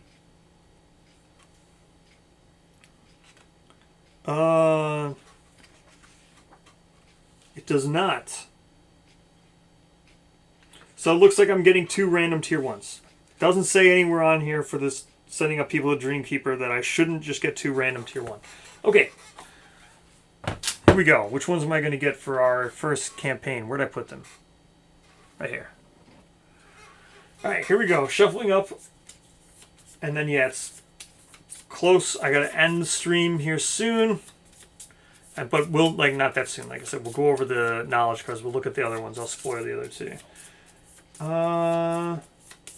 Philosophy books and cards, the white boxes. Yeah, I don't know how much they were going to cost when they do that, but yeah, I'm also kind of worried about it. So we're getting Lanternism, and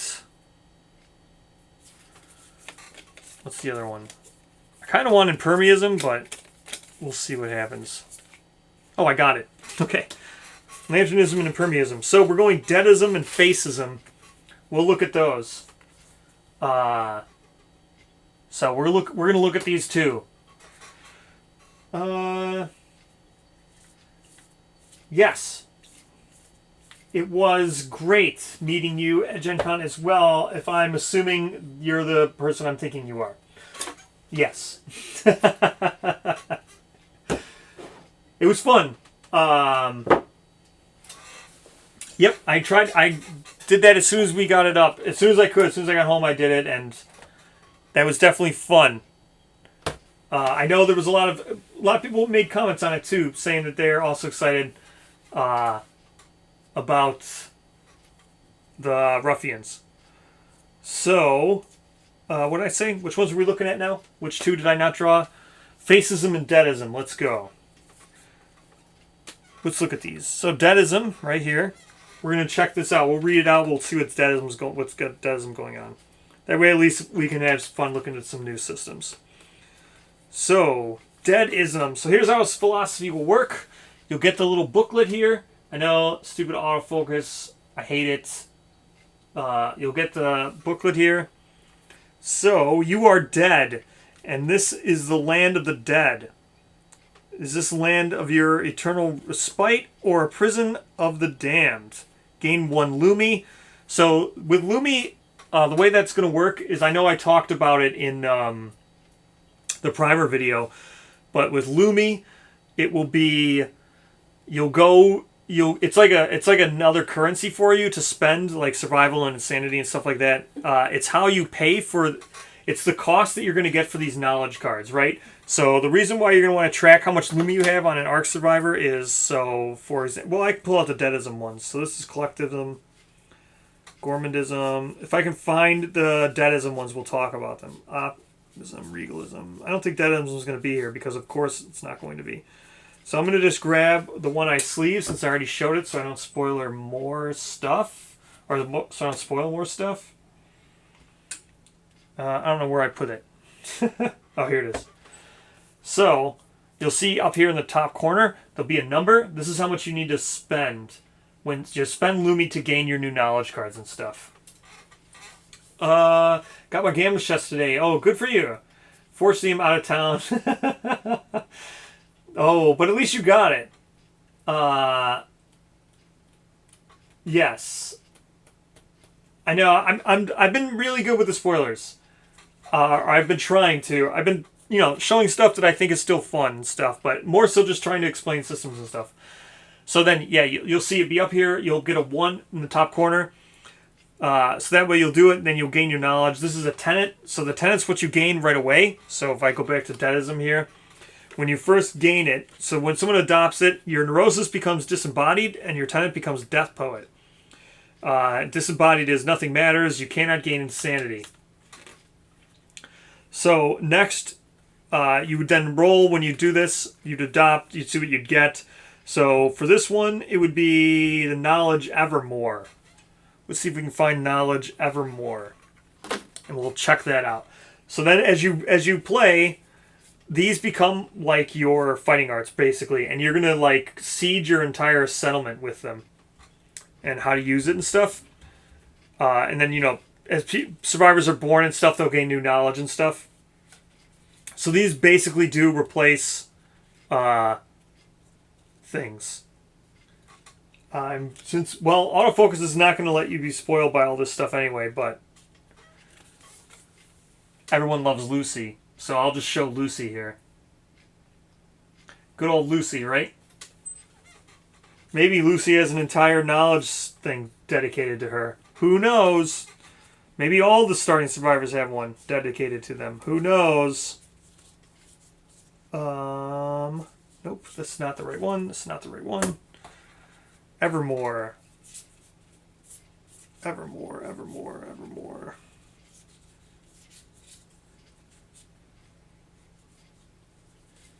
Evermore, evermore, evermore.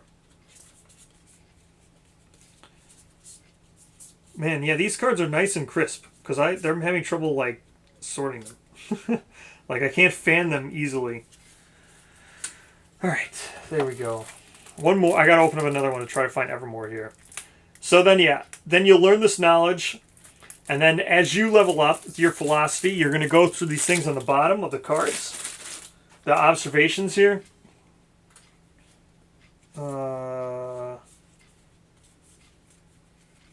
Okay, so these look like some of the starting ones. All right. Yes. So here we go. That is them.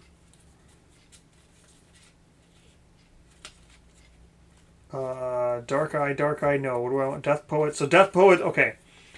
Death Poet, this is the tenant.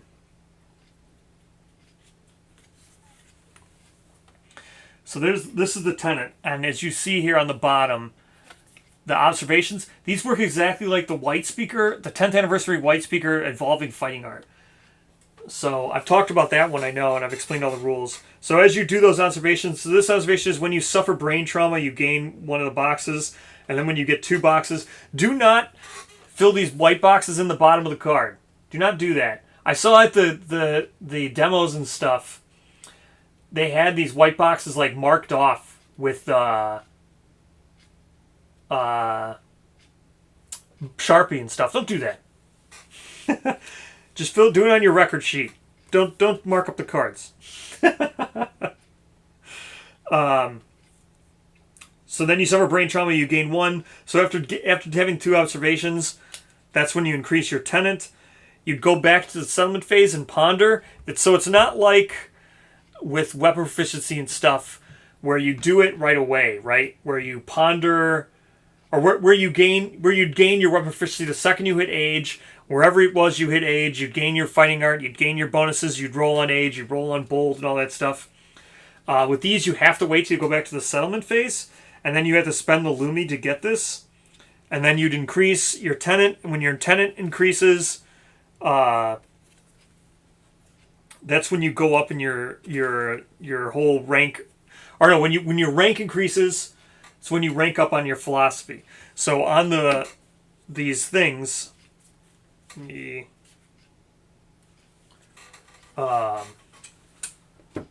the Arc Survivor sheet? Where did I put the sheets? Here they are. So with the Arc Survivor sheets here, they're huge. See, look how big these things are now for these sheets. So up at the top here, the Hunt experience track now goes up to the rank.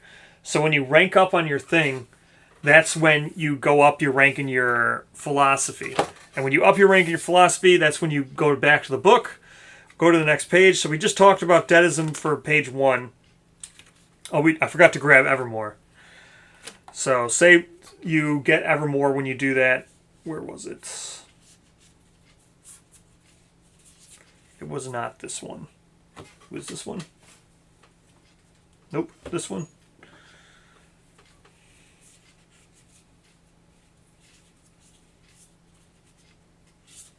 Okay, yeah. So here's Evermore 1.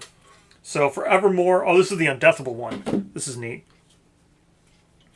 So for Evermore, this is what you'd gain the first time you went through the book on your first rank. Then this would feed into your settlement deck. So when everybody's born, they get this, and then these feed down to your other Ark survivors.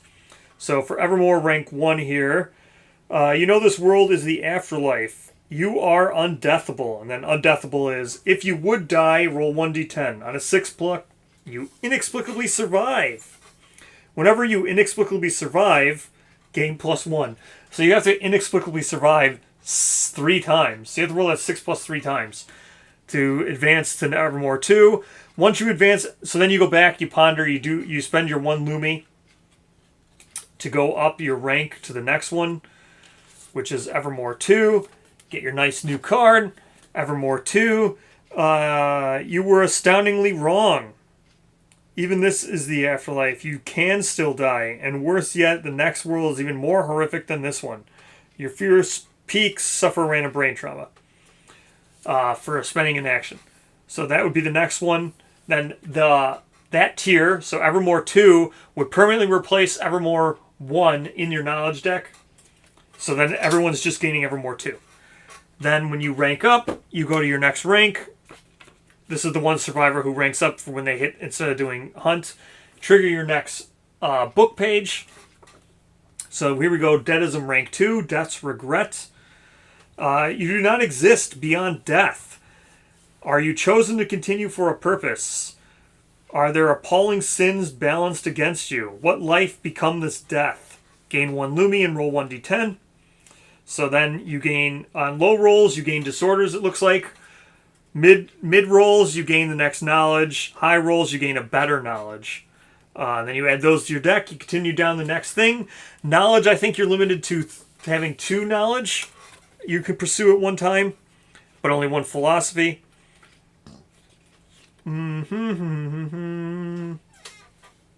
Where is it? Yep, then you pursue this again. Get your next card out of here and continue that. So that's how they work. That's how it interacts with replacing fighting arts. You don't really have to worry about fighting arts anymore as you're pursuing these philosophies. Because remember, almost all your Ark survivors are probably going to have philosophies that they're pursuing of some kind. So what I say, we got Impermeism, which is going to be fun. Impermeism, I don't know if we'll make it to King doing Impermeism, but Impermeism will be fun. Landerism, we're not going to look at those. We'll figure out those when we play. We're not going to look at Dreamism. We're not going to look at Survivalism. I'm going to keep these 4 to the side. Those will be the ones we start with when we start playing. Now, I'm going to sleeve all this up, and I have to finish building the Croc. I'm going to try to prime Croc tonight as well. If I can at least get Croc primed, I don't know if I'll have to paint him. But what I'm going to have to do is, I want to end now, so I can go and get this new card ordered. So at least I can get this all figured out for tomorrow, so we can do. What did I think of the first hero demo? So the first hero demo is really neat. We lost horribly. I'm okay with losing horribly. I have since learned, after coming back and talking in the Discord, that Taste was saying that Taste designed first hero. Or he worked closely with Adam designing some of First Hero. So that's really neat. It definitely felt that way when we were playing it. A lot of the hit location cards seem pretty flavorful. I know that the Team Death member did great doing the whole, running the demo and being as like evocative of what's going on in the situation. He did really great doing that. So that was good. It's really promising. The first hero is really promising because, again, I've been really waiting for first hero. I'll get to that comment in a second. So I've been really waiting for first hero. It's really promising how it looked like it did, right? So it was really like a push your luck mechanic where it seemed like you kind of want the first hero to at least have a lot of reactions so you can get a chance to wound it, right? Because remember, devastating Devastating's great because you kill the monster faster, but Devastating's bad on things like Antelope and stuff, because Antelope, you want to farm the resources, and you want those crit locations. So you don't want to like burn through the hit location deck as fast as possible, just causing wounds without actually getting the reactions to trigger. And reactions are a big part of the game, right? Like, Devastating's always been odd to me because, like, Devastating and Savage, they do wounds without dealing with the reactions. So First Hero looks cool because it looks like it's going to be a good fight without a lot of Devastating and without a lot of Savage, because you want to trigger those reactions so you can have a chance to trigger the wounds, or you can trigger the crits, and then you'll fill in your settlement's innovation for the settlement that you're taking over. So it's a real push your luck thing, where it's like, I saw even one of the another thing that was like really interesting is one of them was a dagger specialist. Now I don't know if that's what's going to happen when we actually get First Hero, but that's really interesting because it makes you think about which one you want to fight with. Because I know even the demo guy was talking about it. He was like, what you should do is you should try to wound the other card first before you wound the dodge. And he was right, because the dagger specialist would let you repeat the wound attempt on the card that wasn't the dodge. Right? He could have then discarded dodge and then tried the other wound attempt again. And it makes me think that because one of the First Heroes was a dagger specialist that can do that can repeat hit locations, it really makes me think that that's what the fight's going to be. Trying to trigger stuff. Trying to get as good of a settlement as you can by getting as many crits and wounds on specific cards as you can. And having one of the First Hero survivors that you play as be a dagger specialist really does that. So that's really cool. I thought it was really neat, really well designed to think like that deeply about it, to make sure that you have a dagger specialist. Because dagger specialist is something almost no one's going to play with anyway. But when I saw that was super neat. So that's my opinion on First Hero. New rulebook that covers the core rules as well. There is not a new rulebook that covers the core rules as well. But the Gambler's Chess rulebook here does address... It's divided up into two parts. There is the Dreamkeeper campaign and all the rules and systems that it uses, and then it briefly explains them. And then when you get past that, then is just the rules that I covered in my primer video, where it is just the rules of the systems themselves, devoid of being attached to the Gambler's Chess campaign. So, devoid of being... They're not written in a way where they're assuming you're playing Dreamkeeper. So there are like two sections of the Gambler's Chess rules. The first section that assumes you are, and the second section that assumes you're not. And the second section that assumes you're not is just system, like I did in the primer rule video. That's what I covered in that video.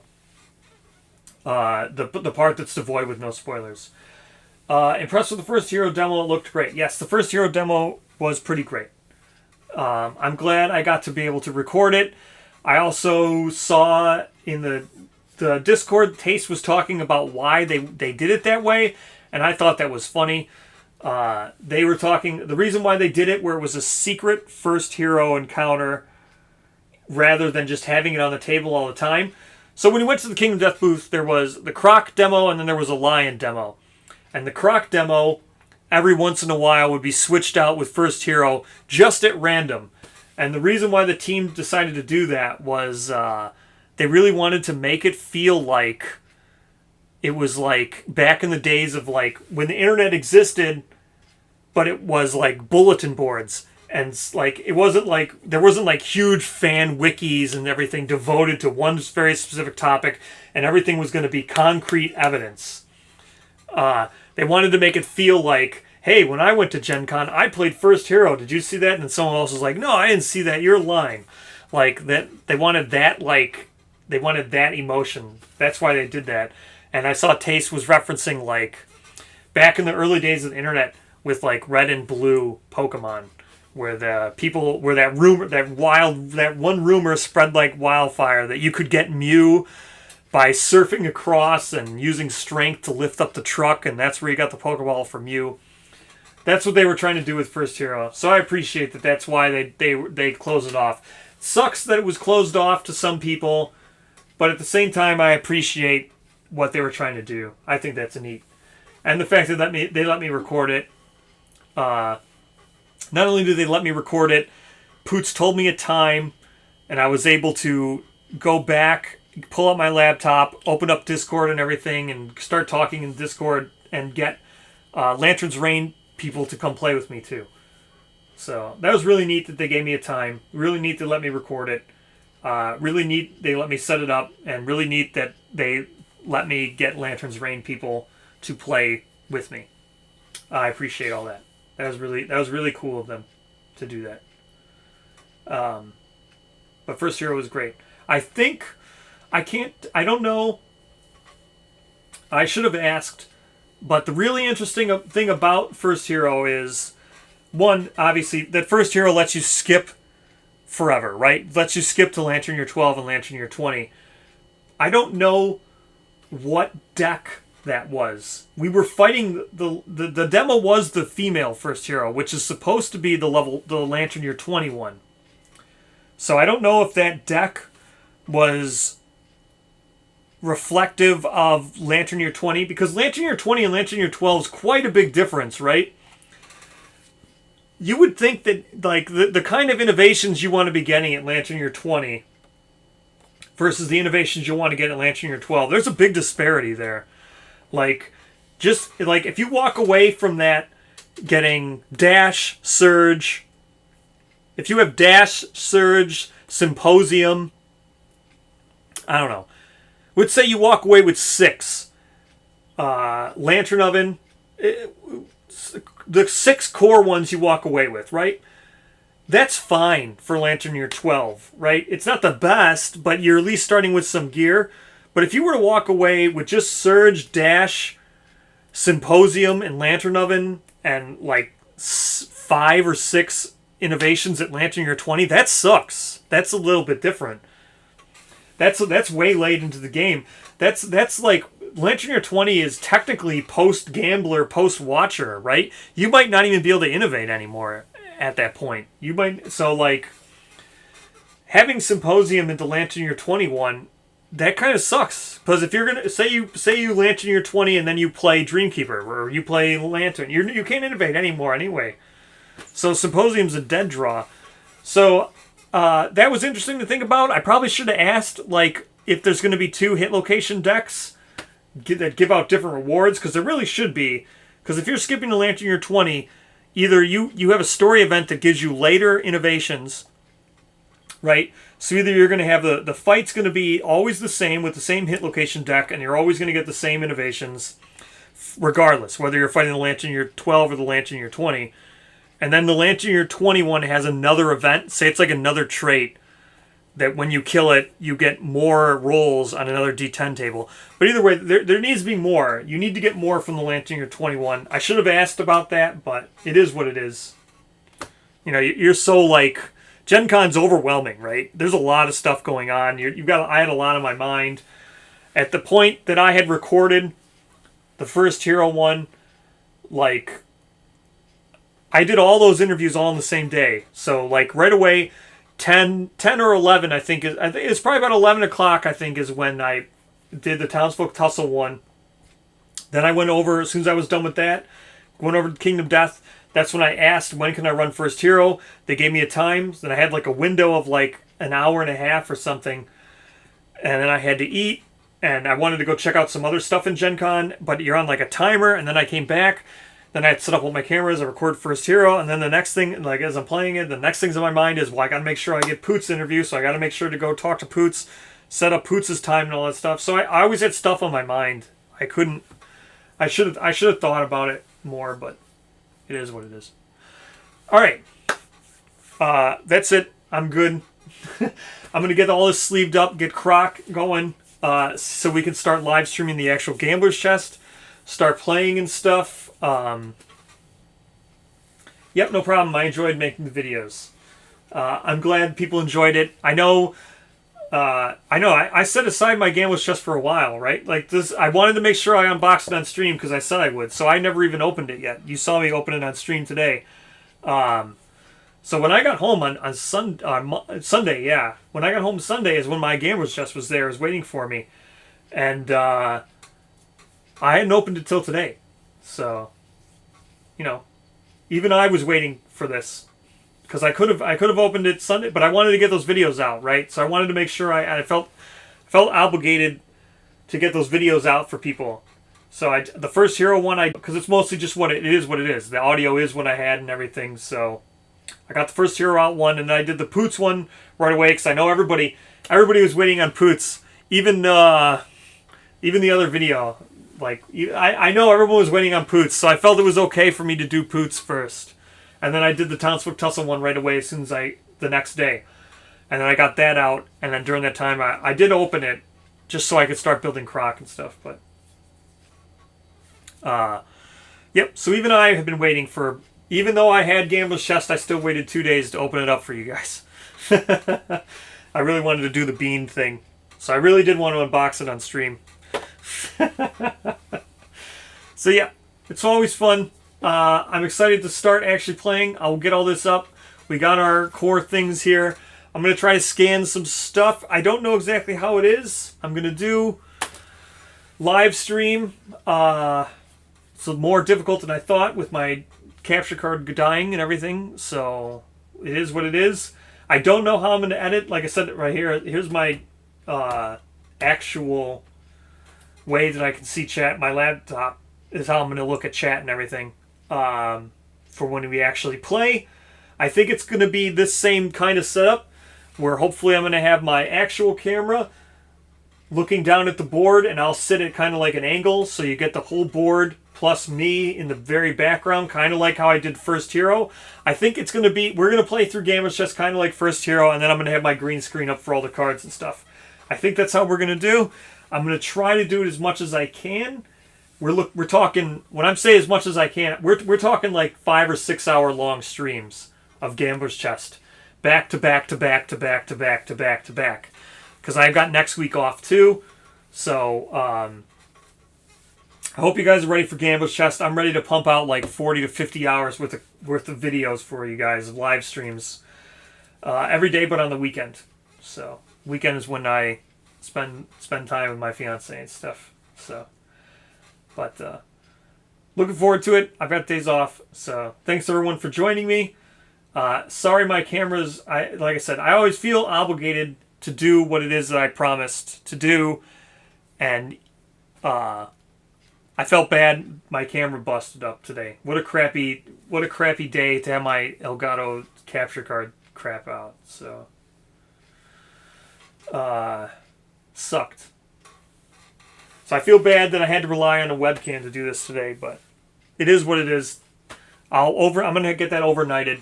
We'll figure it out. So, thank you for joining me. Now I'll leave you with the beans that I got. Hopefully you guys get better beans. I'm going to go kill the stream, but I got to go walk in the other room. Remember, check your bean boxes. Get your beans. I got kidney beans. I hope you guys get better ones. I hope you get coffee beans. The coffee beans are the rarest from what I hear. Black beans are the second most common. Kidney beans are the ones you get screwed. You get wrecked with the kidney beans. So, bean box, good job. I'm going to go kill the stream. Again, it's in the other room. So thank you so much for joining me. I look forward to all kinds of streaming Gambler's Chest for you guys. I'll see you as soon as I get my card. Tomorrow, hopefully. Ugh.